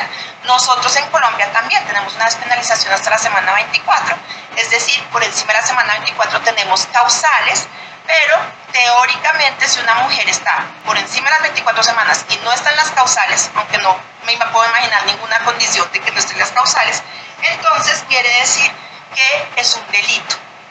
Cuando tanto FIGO como la OMS hablan de decriminalización, hablan de que no hablan de semanas, no hablan de excepciones, hablan de que el aborto hay que sacarlo del Código Penal, es decir, no tiene por qué estar en el Código Penal. El aborto es un servicio de salud y no puede estar entonces en el Código Penal. ¿O ustedes han visto que en algún Código Penal de alguna parte del mundo esté la apendicectomía o el tratamiento con quimioterapia? No está, porque son servicios de salud esenciales. Entonces, ¿qué dice la OMS para que nos quede clarísimo? Primero, ¿cuál es la recomendación basada en la evidencia, no basada en políticas ni en derechos humanos, sino en la evidencia científica médica? Que el aborto sea despenalizado totalmente, es decir, decriminalizado. Y para que nos quede más claro, entonces aquí vienen las dos otras recomendaciones. Primero, en cuanto a los enfoques basados en supuestos, esos son las causales, o sea, el aborto terapéutico, el aborto por violación, el aborto por malformación, dice, no se recomienda. La promulgación de leyes y otras reglamentaciones que restringen el aborto basándose en supuestos no se recomienda porque se vuelven barreras, se vuelven ambigüedades para los médicos y para las médicas, se vuelve falta de información para las mujeres que no saben cuándo tienen el derecho y terminan en problemas para la salud y la vida de las mujeres. Entonces ahora miremos, ¿qué recomiendan sobre los límites de edad gestacional? No se recomienda la promulgación de leyes ni otras reglamentaciones que prohíban el aborto basándose en los límites de edad gestacional. ¿Y por qué? Porque la evidencia demuestra que las mujeres que necesitan un aborto en etapas más avanzadas son las más vulnerables, son las que más se mueren por aborto inseguro, son las que más se enferman, son las que tienen más consecuencias por la maternidad forzada. Entonces, fíjense cómo la OMS, lejos de querer influir en leyes, porque eso no es su papel en el mundo, su papel en el mundo es decir cómo se debe legislar de acuerdo a la medicina basada en la evidencia y a lo científico. No deben existir ni excepciones ni edad gestacional. El aborto debe ser un servicio de salud como cualquier otro servicio de salud y debe regularse desde la regulación de salud, no desde la amenaza de cárcel, no desde la justicia penal. Entonces veamos eso cómo funciona en la vida real. En la vida real funciona que hay sitios todavía donde está totalmente prohibido. Entonces les voy a poner un ejemplo, Nicaragua. Hay sitios en donde solo se permite para salvar la vida de la mujer. Entonces ustedes tienen cerquita, por ejemplo, Paraguay, Chile, Guatemala. Hay sitios donde hay causales un poquito más amplias, entonces ahí ya entra Perú, que tiene el aborto terapéutico por causal salud, entra México, Bolivia, México que es mixto, como dijo el doctor Garibán. Entra después los plazos, entonces por semanas, entonces Cuba o Colombia, nosotros que tenemos hasta las 24, Uruguay, Argentina, que es lo que siempre nos imaginamos que es la despenalización, pero realmente es una despenalización parcial. Y está el escenario de la decriminalización, que es el que recomienda FIGO y la OMS. ¿Qué países hay con decriminalización? En Latinoamérica ninguno. Y en el mundo solo Canadá. Y mi pregunta es, ¿en Canadá hay demasiados abortos? Hay muchos menos abortos en Canadá que en todos nuestros países. ¿En Canadá se mueren mujeres por aborto? Jamás. ¿Cómo queremos parecernos? Queremos parecernos a países donde está totalmente prohibido, como por ejemplo en República Dominicana, donde Rosaurita, una niña de 15 años, la tuvieron que dejar morir porque tenía leucemia y no le iniciaron la quimioterapia porque tenía 6 semanas de embarazo. Igual después perdió el embarazo y se murió desangrada porque ya no tenía ni una plaqueta para salvarse. Queremos eso para nuestros países porque eso es lo que muestra la experiencia y la evidencia que pasa con la prohibición total. O entonces vamos un poquito más allá, entonces no, pongámoslo solo para salvar la vida de las mujeres. ¿Qué pasa? Miren lo que pasó en Paraguay hace unos años. 10 años tenía esta niña, la embarazó su padrastro. Su mamá ya había denunciado el abuso y con todo y eso no le pusieron atención. Y la mamá se dio cuenta de que ella está embarazada solo cuando ya tenía 20 semanas, ya se le veía la barriguita. Y le negaron el aborto. ¿Por qué? Los doctores dicen que ellos habían atendido muchas niñas de 12 y de 10 y de 11 años y que nunca se les había muerto ninguna. Y yo les pregunto a ustedes, ella terminó dando a luz y los médicos dijeron, no, ella evolucionó bien, ella no le pasó nada. ¿Será que esa niña tuvo en riesgo su vida? Por supuesto que tuvo en riesgo su vida. ¿Que no se murió? Pues muy de buenas, pero sabemos que las niñas menores de 15 años tienen 10 veces más posibilidad de morirse en el embarazo y en el parto que las mujeres mayores de 15 años. Entonces, ¿había peligro para la vida de esta mujer? Claro. ¿Qué le dijeron? Que no, que como tenía 20 semanas era más riesgoso el aborto que el parto. Y todos sabemos aquí que a más grande el útero, más grande la complicación. Y nunca ningún estudio científico ha podido demostrar que el aborto sea más riesgoso que el parto. Siempre es lo contrario. El parto obviamente es mucho más riesgoso porque a más grande el embarazo, pues más grande las complicaciones. Entonces digamos que vamos a ir un poquito más allá. Digamos, bueno, está bien. Entonces no solo por la vida, lo vamos a hacer por peligro para la salud. Entonces tenemos este caso y aquí les traigo un caso a ustedes que por supuesto lo deben conocer, pero quiero que lo recordemos en este momento. Camila era una niña indígena que venía siendo violada por su padre desde los 9 años. Y a los 13 años, pues finalmente quedó en embarazo, me imagino que apenas empezó a tener sus menstruaciones, y ella no quería tener ese embarazo. Fíjense lo que ella decía, me quería matar, dijo en una entrevista, afirmó entre sollozos en una de las primeras entrevistas que le hicieron los psicólogos y los fiscales. Ella nunca le informaron que podía abortar, sin embargo, ella se averiguó, entonces lo pidió el aborto terapéutico. Y finalmente se lo negaron, la obligaban a ir a controles prenatales y finalmente ella a las 13 semanas de embarazo tuvo un aborto espontáneo. ¿Por qué? Pues probablemente porque tenía 13 años, es mucho más frecuente el aborto espontáneo. Afortunadamente no llegó a la semana 38 y se murió desangrada o con una preeclampsia. ¿Y qué pasó con ella? En vez de procesar a su violador, en ese momento a ella la procesaron por autoaborto. Y la pusieron en la mira de todo el estigma y le pusieron un castigo social. Obviamente ya no fue a la cárcel, era una niña, pero fíjense todo lo que les pasó. ¿Y será que esta niña en algún momento estuvo en peligro su salud? Por supuesto. Miren, se quería matar, empezando por ahí. Pero además, así esta niña no se quisiera matar, había sido víctima de violación durante años. ¿Será que continuar ese embarazo que ella no quería era bueno para su salud? No, era un peligro. ¿Será que para una niña de 13 años existe un peligro para la salud si continúa el embarazo? Siempre, así no la haya violado el papá. Así ella diga, no, pues es que tuve relaciones con mi novio de 13 años. Siempre hay un riesgo. Entonces fíjense que tener las causales tampoco garantiza que las mujeres que realmente están en riesgo puedan acceder a un aborto. Entonces vamos a ver qué pasa en Colombia. Entonces digamos que en Colombia pasamos por todo eso. Yo en mi vida de médica he pasado por la prohibición total, porque antes del 2006 yo ya era médica y estaba totalmente prohibido. Pasé por las causales, porque a partir del 2006 hasta el 2022 tuvimos causales, y resulta que las causales se aplicaban cuando ya la mujer estaba muy enferma o cuando ya había problemas de salud física, cuando había una enfermedad. Obviamente que eso lo fuimos corrigiendo, la Corte Constitucional nos fue enseñando con muchas sentencias que esto no aplicaba solo para la enfermedad, sino para cualquier mujer que estuviera sana y que el embarazo representara un riesgo a largo plazo. Es decir, la maternidad forzada obviamente que es un riesgo para la salud mental y social y hasta física. Entonces nos enseñaron que cuando hablamos de aborto terapéutico no estamos hablando de curar una enfermedad, estamos hablando de prevenir las secuelas de algo que es absolutamente prevenible, en este caso una maternidad forzada. Entonces ya empezamos a entender mejor y lo hacíamos por riesgo para la salud mental, por las adolescentes. Sin embargo, con todo eso, solo el 12% de los abortos que se calcula sucedían en Bogotá se hacían de manera legal.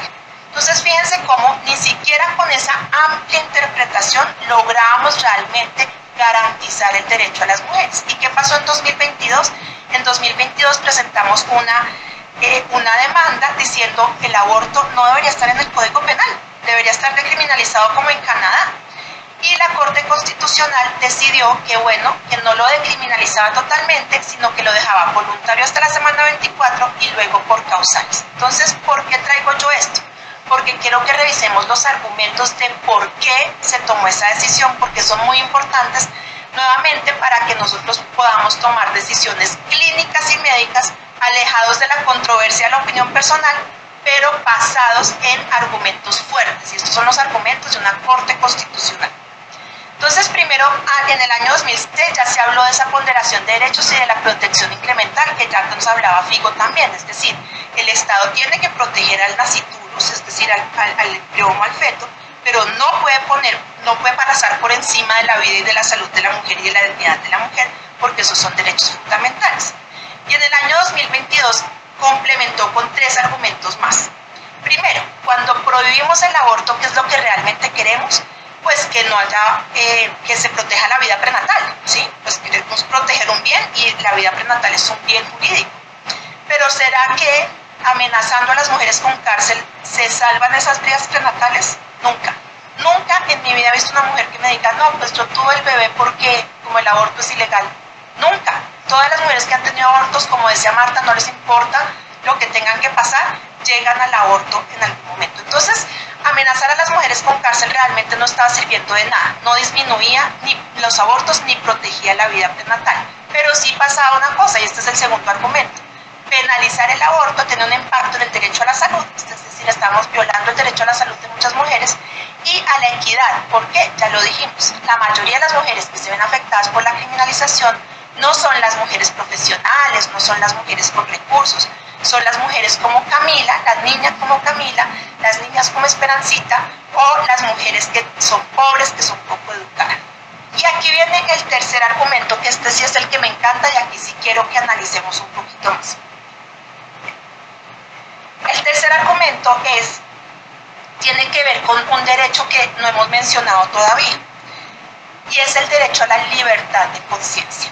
Resulta que la Corte Constitucional Colombiana hizo un análisis y dice, la decisión de ser mamá, aún estando ya en embarazo, es una decisión intensamente personal. ¿Por qué? Porque determina el curso de la vida de una persona, de una mujer, de una niña, de una persona embarazada. Y por eso esa decisión es absolutamente privada. Y la única que tiene criterios reales para tomar esa decisión es la persona que va a asumir esa maternidad. Por eso es absolutamente individual. Y cuando uno tiene que tomar una decisión tan individual y tan importante como ser mamá o no ser mamá, no la toma a la ligera, independientemente de las razones que la lleven a tomar. La toma con base en su conciencia. Su conciencia le dice, está mal ser mamá en este momento. Un niño no se merece esta maternidad que yo le puedo ofrecer en este momento. Yo no me merezco ser mamá de manera obligada. Es decir, su conciencia está actuando a favor de lo que ellas ven que es bueno para ellas. Y por eso existe la libertad de conciencia, porque imagínense que nosotros estuviéramos sujetos a lo que nos dice la conciencia de otras personas. Imagínense que nos preguntaran a todos la opinión sobre el aborto y con base en eso se hiciera la ley. Por eso es que no se pueden hacer referendos para pedir la opinión sobre el aborto a la gente, porque esas no son las personas que van a quedar embarazadas y que van a querer el aborto. Es solo la persona que va a asumir la maternidad a quien se le debe consultar o quien debe tomar la decisión. Entonces esto es muy bonito porque casi siempre pensamos en la despenalización del aborto como el permiso para que las mujeres no se nos mueran y no se nos enfermen, o para que hagan algo malo, pero pues porque pobrecitas pues ya las violaron o pobrecitas ya están enfermas. No. La despenalización en Colombia tiene una base muy importante y es, creemos en que las mujeres pueden tomar la mejor decisión. ¿Por qué? Porque son seres pensantes, agentes morales, que tienen una conciencia que les dice qué hacer. Y lo que les diga es lo que ellas tienen que hacer. Y lo tenemos que respetar.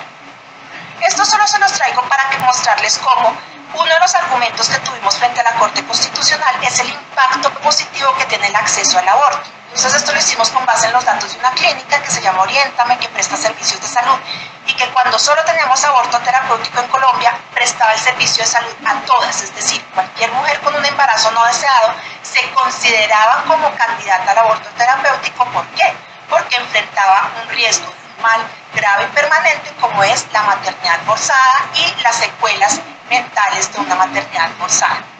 Y resulta que como este era un servicio legal y seguro, pues incluía anticoncepción, porque ese es el problema también de no legalizar el aborto, que el aborto termina siendo por allá sola, sin asesoría anticonceptiva y no se convierte en una oportunidad para prevenir nuevos embarazos no deseados. Y fíjense que estos 60.000 abortos que se hicieron en 12 años en Colombia, en esa clínica, resultaron en la prevención de muertes maternas, 27.000 nuevos embarazos no deseados, 10.000 nuevos abortos. Entonces, si aquí a alguien no le gusta el aborto, la mejor manera de reducir los abortos es despenalizando el aborto, porque así las mujeres que quieran abortar van a acceder también a un anticonceptivo seguro.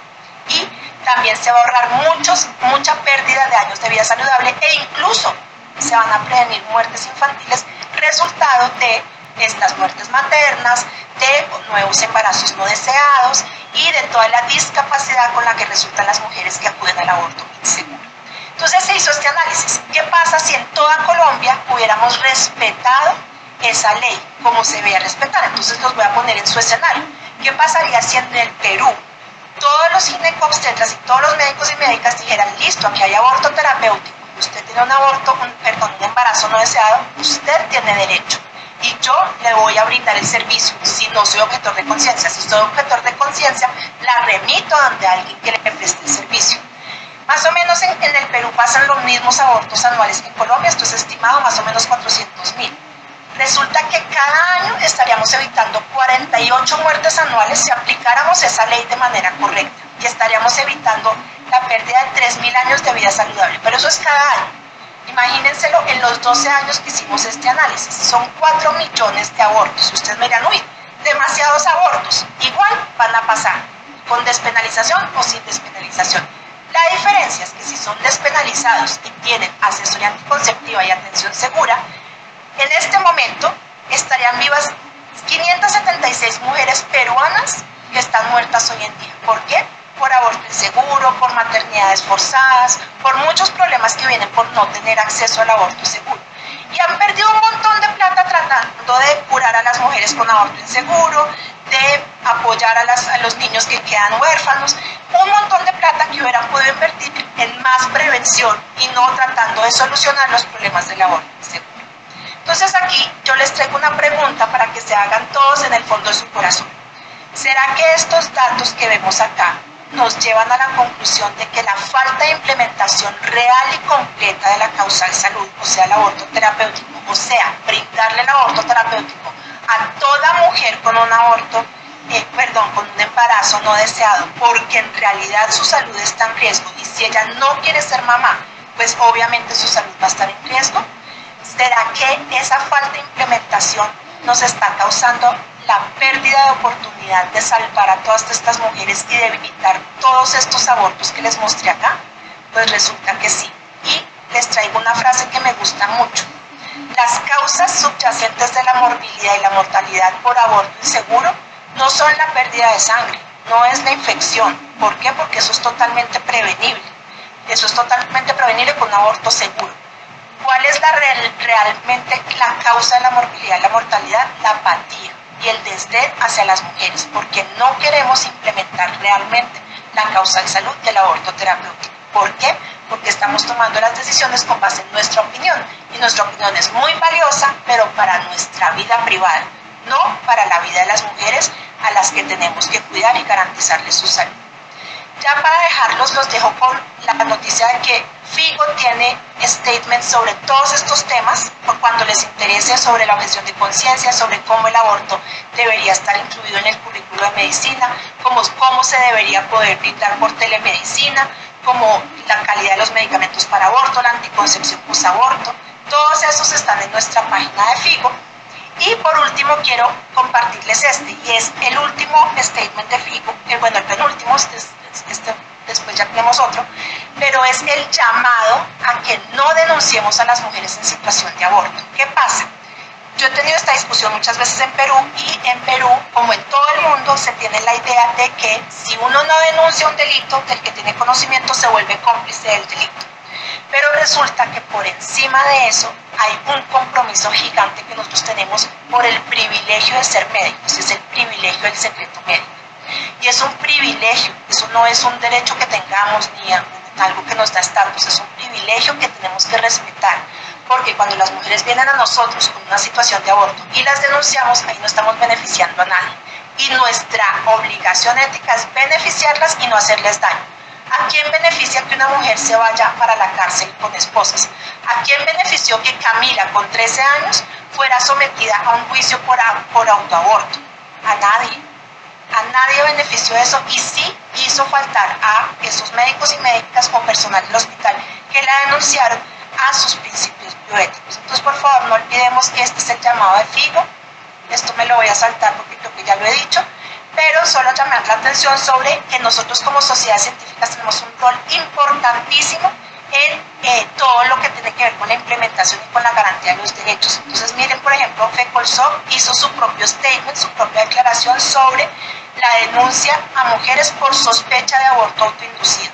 Y la posición es, nosotros no podemos denunciar a las mujeres, tenemos es que atenderlas bien. Cuando denunciamos a una mujer, ¿qué le estamos diciendo al resto de la comunidad? Si ustedes van a abortar, no vengan acá. No vengan acá si se estén desangrando, si se estén muriendo, porque las denunciamos. ¿Y qué hacemos? Perdemos la oportunidad de salvar un montón de mujeres.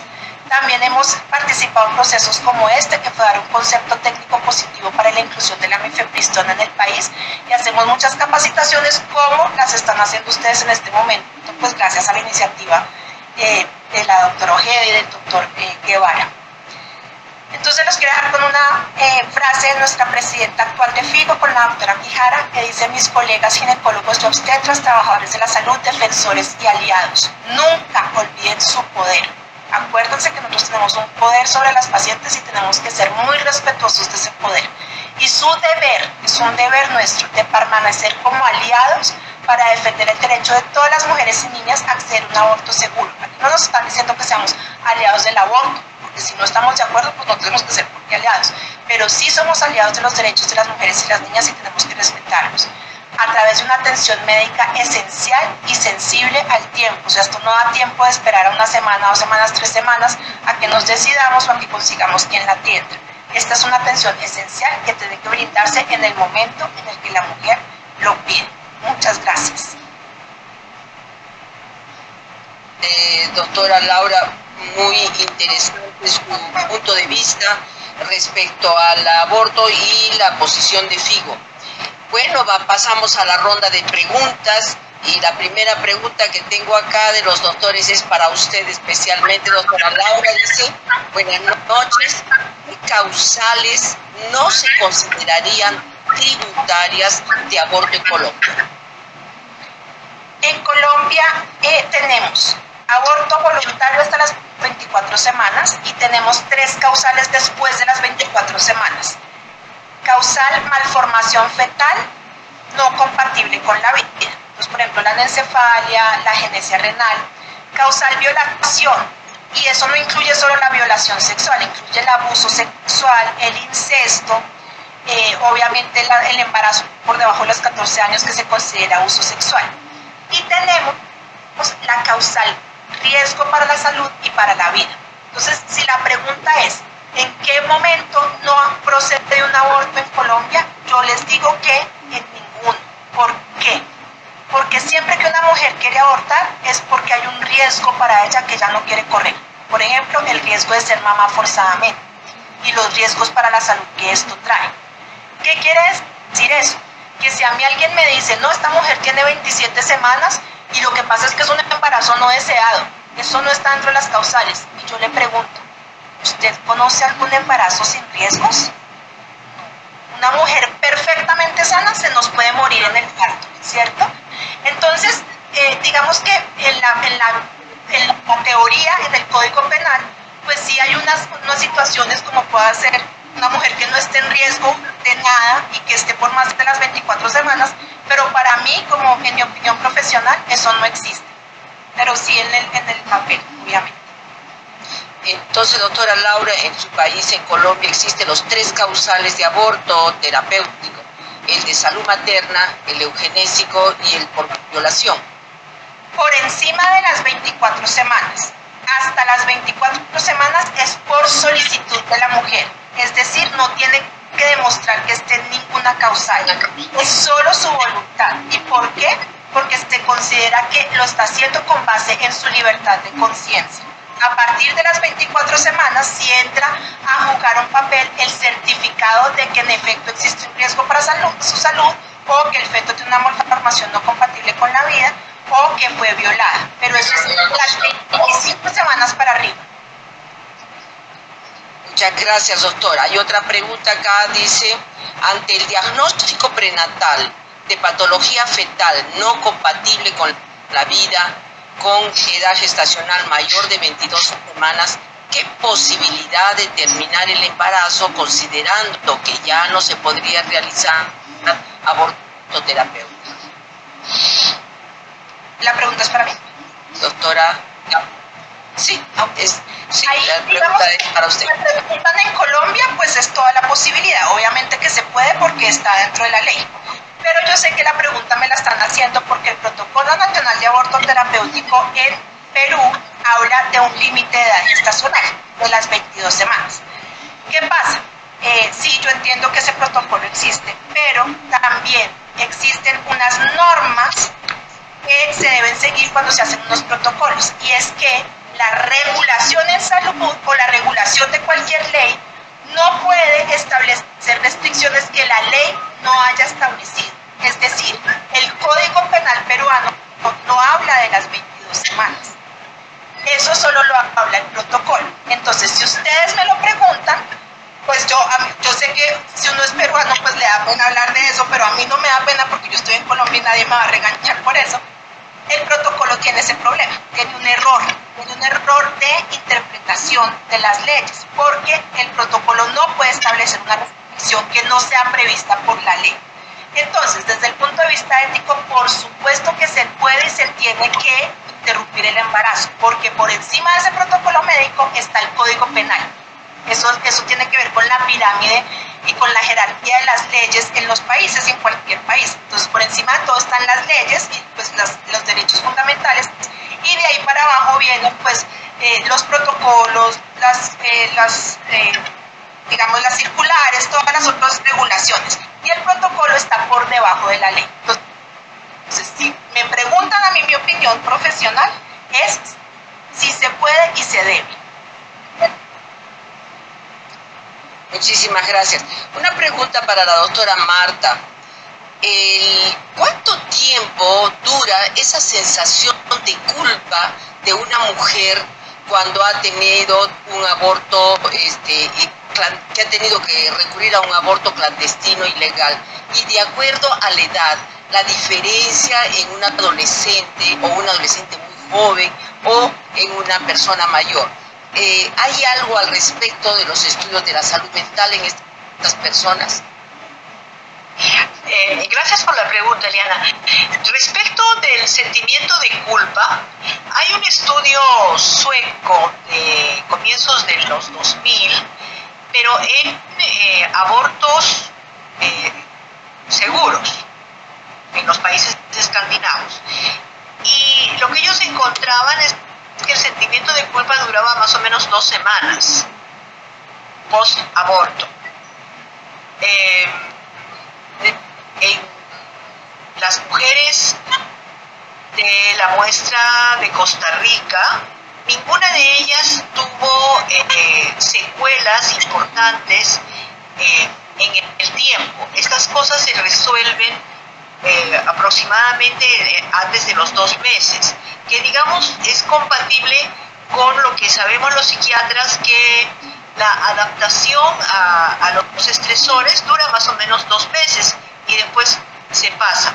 Lo que es importante recordar es que el aborto en sí mismo no le causa daño a la salud mental de las personas, pero sí las condiciones de clandestinidad, aparte de poner a la mujer en riesgo para la salud física y en riesgo de muerte, la ponen en riesgo de ser estigmatizada, de ser aislada por su familia, y también de ella misma sentirse mal valorada o en falta. Y eso sí puede tener un efecto perjudicial sobre su sentido de bienestar personal. Sí, doctora Laura. Doctora, quisiera agregar una cosa, y es que creo que la gente se queda preocupada cuando le dicen del sentimiento de culpa, pero también hay que mirar la literatura de qué es lo que más frecuentemente siente una mujer después de un aborto, y eso está medido, está muy bien medido a corto, mediano y largo plazo, y el principal sentimiento que siente una mujer es de alivio. Así es. Muchas gracias. Te dicen, es como que me he quitado un peso de encima, o como decía esta persona que les presenté en una viñeta que dice, me sentí muy bien porque tomé la decisión y lo pude hacer, y fue un plus para mi autoestima. Hay un problema, a ver, entre los tres participantes, me gustaría que me aclararan un poco la situación de las adolescentes jóvenes embarazadas que generalmente son producto del abuso sexual. ¿Qué se puede hacer a través de qué organismo regular a nivel global de todos nuestros países? Porque hay países que he visto que no tienen aborto bajo ninguna circunstancia. ¿Qué hacer con una niña, me refiero a adolescente precoz, porque tenemos embarazadas 9, 10, 11, 12 años muchas veces, esas niñas que no hacen conciencia que están embarazadas, no saben y vienen a veces a la consulta y ya les hacemos un diagnóstico de embarazo porque la mamá se dio cuenta de 5 meses? ¿Qué poder hacer para poder ayudar a estas niñas que no tienen decisión como tiene una persona mayor? No sé, su opinión, el doctor Edgar, a los tres. Sí, pero yo pudiera decir que en Colombia un embarazo por debajo de los 14 años es considerado un delito, ¿correcto? Y en Colombia no compartimos el criterio de que una niña por debajo de 14 años no se pueda autodeterminar. Las niñas por debajo de los 14 años tienen toda la posibilidad de tomar su propia decisión y no necesitamos en Colombia de la autorización ni de los padres ni de ningún acudiente en particular. A la niña se le informa y se le ofrecen las opciones que tiene. Una opción es la interrupción voluntaria del embarazo. La otra opción es la de entregar el bebé en adopción, ¿correcto? Y pues se busca o se complementa todo lo que se hace con otros organismos del Estado, como el Instituto Colombiano de Bienestar Familiar.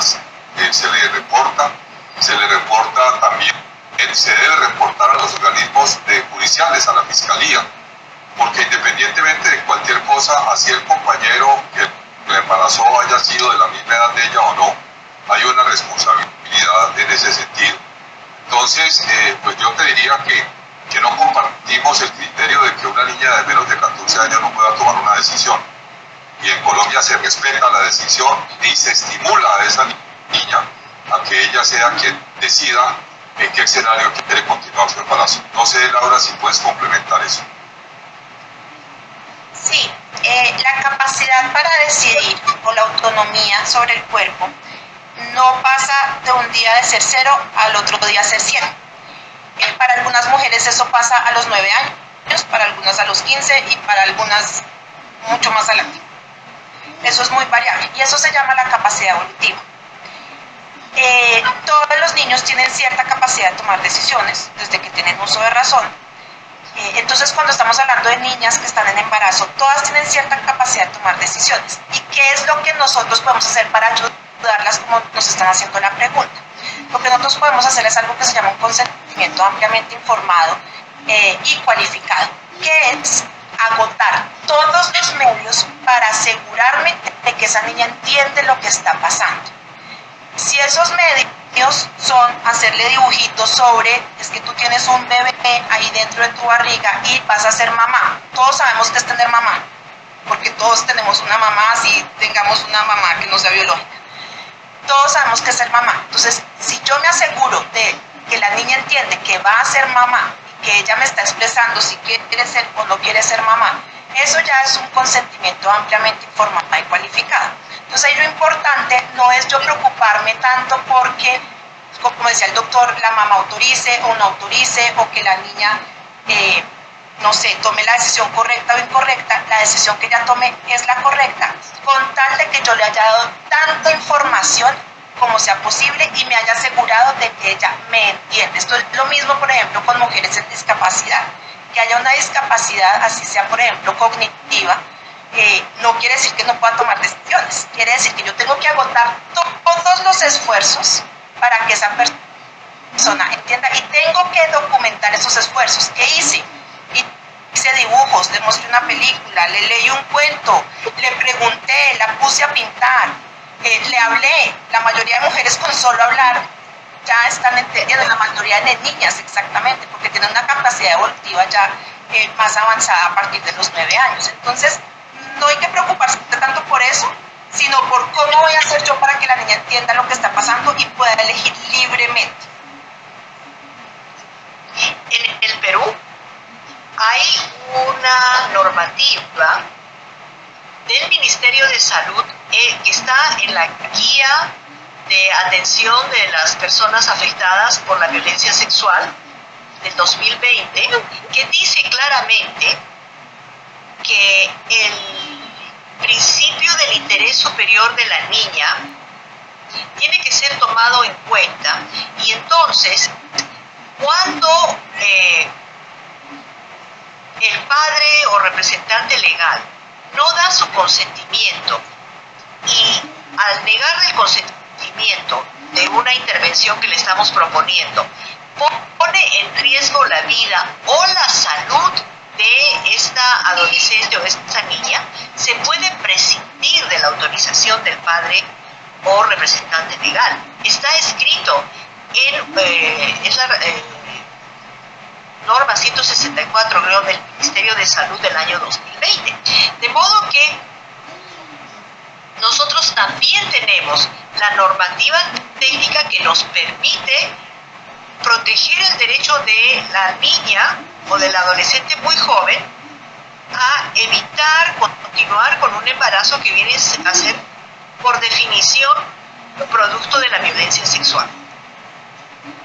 En el Perú lo que tenemos nosotros es que las normas van por un lado y las conductas de las personas van por otro, y en general tienen que ver con los estereotipos y los prejuicios que abrigamos. Y uno de los prejuicios que tenemos es que los niños y niñas no pueden decidir sobre su vida. Ahora, si a mí me preguntan qué es lo que se puede hacer para ayudar a estas niñas, realmente lo que tenemos que hacer es ponerle fin, erradicar a la violencia sexual, porque el trauma de la violencia sexual ya le hace muchísimo daño. Al quedar embarazada y nosotros permitirle tener el aborto, hacer el aborto, estamos limitando el daño, pero no lo estamos borrando. Entonces es bien importante que trabajemos para evitar la violencia sexual. Doctora Ojeda, Sí. quería hacer un comentario porque yo en este momento estoy en una campaña de tratar de identificar cuál es el verdadero desafío para la reducción de la mortalidad materna en América Latina. Si usted analiza toda la discusión, le hemos entrado a partir de qué hacer cuando ya el embarazo es un hecho. Y cuando el embarazo es un hecho y el embarazo no es deseado, en Colombia, a las 24 semanas la mujer tiene derecho a interrumpir su embarazo, y a partir de las 24 semanas, según las causales. Y en la mayoría de países hay alguna u otra causal que puede ser invocada para finalizar un embarazo. Pero recordar que entre más tarde se toma la decisión de interrumpir un embarazo, mayores son los riesgos de complicaciones. Si bien ese embarazo, si bien es cierto, la interrupción del embarazo es un procedimiento muy seguro, tampoco es cierto, o también es cierto, perdón, que a más edad gestacional, mayores son los riesgos de complicaciones. Hoy en día América Latina tiene un fenómeno muy especial. Ustedes vieron en mi presentación que la tasa anual promedio de reducción en América Latina es irrisoria, es de menos de 1. Y lo que se observa es que no bajamos la mortalidad materna, pero sí hay un incremento salvaje de la morbilidad materna extrema. Quiere decir que América Latina tiene una carga de morbilidad materna extrema excesiva, que aún mejorando la atención de las emergencias obstétricas, la reducción del número de muertes no es suficiente para impactar el indicador. Y ahí entra el aborto. Yo estoy haciendo una campaña diciendo, venga, ¿por qué no trabajamos atrás? Vamos a trabajar hacia la atención preconcepcional. El verdadero desafío está en garantizar que desde la atención preconcepcional y desde los primeros niveles de atención las mujeres en edad reproductiva tengan acceso a una consejería y que exista en los países una oferta anticonceptiva, ¿sí? Decente, razonable, porque yo creo que tenemos también que plantear en trabajar atrás. A los ginecólogos no nos gusta hacer abortos, no nos gusta interrumpir embarazos, eso quede claro. Y yo creo que nosotros respetamos el derecho de las mujeres, pero me parece que es muy importante remarcar en este webinar que es necesario retomar la atención preconcepcional desde la atención primaria, y que es muy importante recordar de que ojalá las mujeres en edad reproductiva en nuestros países tuvieran acceso a una oferta anticonceptiva que evitara muchos de esos embarazos no deseados que son la génesis del derecho a la mujer a interrumpir su embarazo. Y que muchas veces, como lo decía, las decisiones se toman más allá de las 13 semanas, aumentando los riesgos y aumentando la carga de mortalidad materna extrema. Yo quiero que ese concepto también quede claro, porque independientemente de que tengamos leyes menos restrictivas, a mí me parece que lo correcto es que cada vez el número de mujeres que se tengan que someter a una interrupción voluntaria sea el menor, porque los países son absolutamente eficientes en garantizar el acceso a los métodos anticonceptivos. Así es.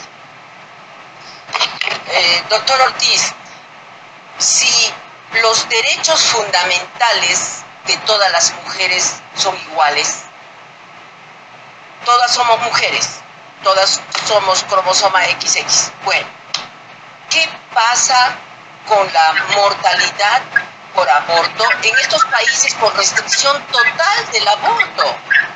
Acá los tenemos más vecinos de ustedes que nosotros, Honduras, donde está Bukele, que tenemos restricción total del aborto. ¿Cómo va la tasa de mortalidad por aborto en estos países? Pues yo en este momento no tengo un dato exacto, por ejemplo, de esos países que tienen legislaciones tan restrictivas, pero la evidencia es clara. La evidencia dice que en los países donde hay restricciones, las mujeres acuden con mayor frecuencia a los abortos clandestinos. Los abortos clandestinos son abortos inseguros y la evidencia muestra, lo mostró Laura, que cuando yo me hago un aborto inseguro, el riesgo de complicarme o el riesgo de morir es de lejos superior a cuando yo estoy haciendo un aborto en condiciones seguras. Entonces yo creo que lo que ocurre es eso. Y lo más grave es que las mujeres que acuden a estos abortos clandestinos son las mujeres más vulnerables, son las mujeres más pobres, las mujeres que están en unas condiciones de salud más deterioradas, ¿correcto? Con menor nivel de educación, con menor ingreso, donde todos estos factores, que son factores no biomédicos, se suman, ¿sí? Y terminan generando un entorno de riesgo que finaliza en desenlaces fatales. En estos países, como los que usted menciona, yo estoy seguro que las mujeres que tienen recursos, que tienen educación, que tienen cómo, terminan haciéndose sus abortos, así sea de manera clandestina, pero en condiciones de seguridad, porque habrá siempre en esos países quien lo oferte en condiciones de seguridad. Yo recuerdo Honduras antes de que se aprobara la píldora del día después, no se conseguía la píldora del día después, pero para la población general. Pero las mujeres hondureñas sabían que había sitios, ¿sí? En San Pedro Sula y sitios en la capital, donde se ofertaban este tipo de fármacos. Lo que pasa es que quien lo vendía 10 o 20 veces al valor natural de esto y las que podían acceder a eso eran las que tenían que cumplir. Entonces yo creo que también hay unos condicionantes sociales en esto, pero definitivamente créame que a lo mejor en esos gobiernos dictatoriales como el que tiene hoy El Salvador, a lo mejor las cifras ni siquiera aparecen, no se reportan, porque ese es el destino, correcto, pero que hay muertes por aborto que no se están reportando por la clandestinidad que genera esa legislación restrictiva, sí o sí, eso la evidencia es claramente. Muchísimas gracias, doctor Iván, muchísimas gracias, doctora Martita Rondón, muchísimas gracias, doctora Laura, por las presentaciones. El tiempo nos ha ganado, ya estamos a pocos minutos de terminar. Gracias, ha sido un simposio maravilloso, de mucho provecho para todos. Le doy ahora la palabra al doctor Enrique Guevara para que pudiera terminar con esta sesión científica. Muchas gracias con todos. Muchas gracias, doctora Eliana Ojeda, por su brillante moderación. Y quiero agradecer nuevamente a la doctora Laura Gil, a la doctora Marta Rondón, al doctor Iván Ortiz, por sus excelentes exposiciones que, sobre todo, puede ser que sea reiterada las oportunidades que tocamos este tema, pero la Sociedad Peruana de Obstetricia y Ginecología hace muchos años ya viene trabajando en la prevención del aborto inseguro, y esa es una política que tenemos ya desde muchísimos años, y vamos a seguir trabajando en lo mismo, así vengan corrientes ultraconservadoras que quieran hacernos cambiar de idea, pero esto no va a pasar, porque como nos han demostrado el día de hoy, sigue siendo un problema muy serio en la vida de las mujeres, pero sobre todo en la vida de las mujeres más pobres, con menos educación. O sea, hay un problema de discriminación muy grave en este tema del aborto. Estamos seguros que también el acceso al aborto legal y seguro es un derecho de todas las mujeres, y que sobre todo, como también se ha mencionado, es importante también la prevención de esos embarazos no planificados o no deseados.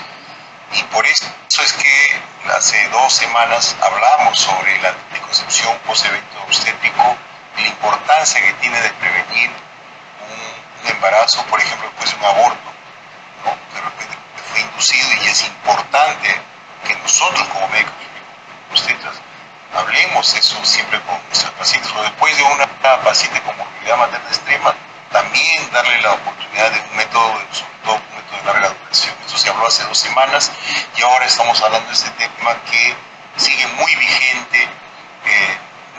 Ya lo han demostrado nuestros ponentes que hay todavía mucho trabajo por hacer, pero les agradecemos mucho por habernos abierto los ojos en muchos aspectos sobre ese tema, especialmente a la doctora Laura Gil, que siempre aprendemos cada vez que nos habla sobre la descriminalización del aborto, la importancia que tiene sobre todo a nosotros como médicos desde el punto de vista ético, al doctor Edgar Iván Ortiz, que nos muestra este panorama de la mortalidad materna, que realmente tenemos mucho que hacer todavía, mucho que hacer, y a la doctora Marta Rondón, porque nuevamente es un placer escucharla hablar sobre todos estos aspectos de salud mental y la importancia que tiene la salud mental en las mujeres, no solamente en nuestro país, sino en todo el mundo. Nuevamente, muchas gracias a los 4 por el día de hoy, por haber estado con nosotros, y con esto vamos a dar nuestra opinión, agradeciendo también, de paso, al auspiciador de esta noche, ha sido Decantel, quien nos ha auspiciado esta sesión, y los estamos invitando a todos a la próxima sesión, a la 10ª sesión científica que se va a realizar el día 14 de octubre, que va a ser la colonoscopía en ginecología. Muy bien, nuevamente muchísimas gracias a todos, muy buenas noches. Gracias a Laura, Marta, Iván y Eliana. Muchísimas gracias. Gracias, adiós. Muy bien, gracias.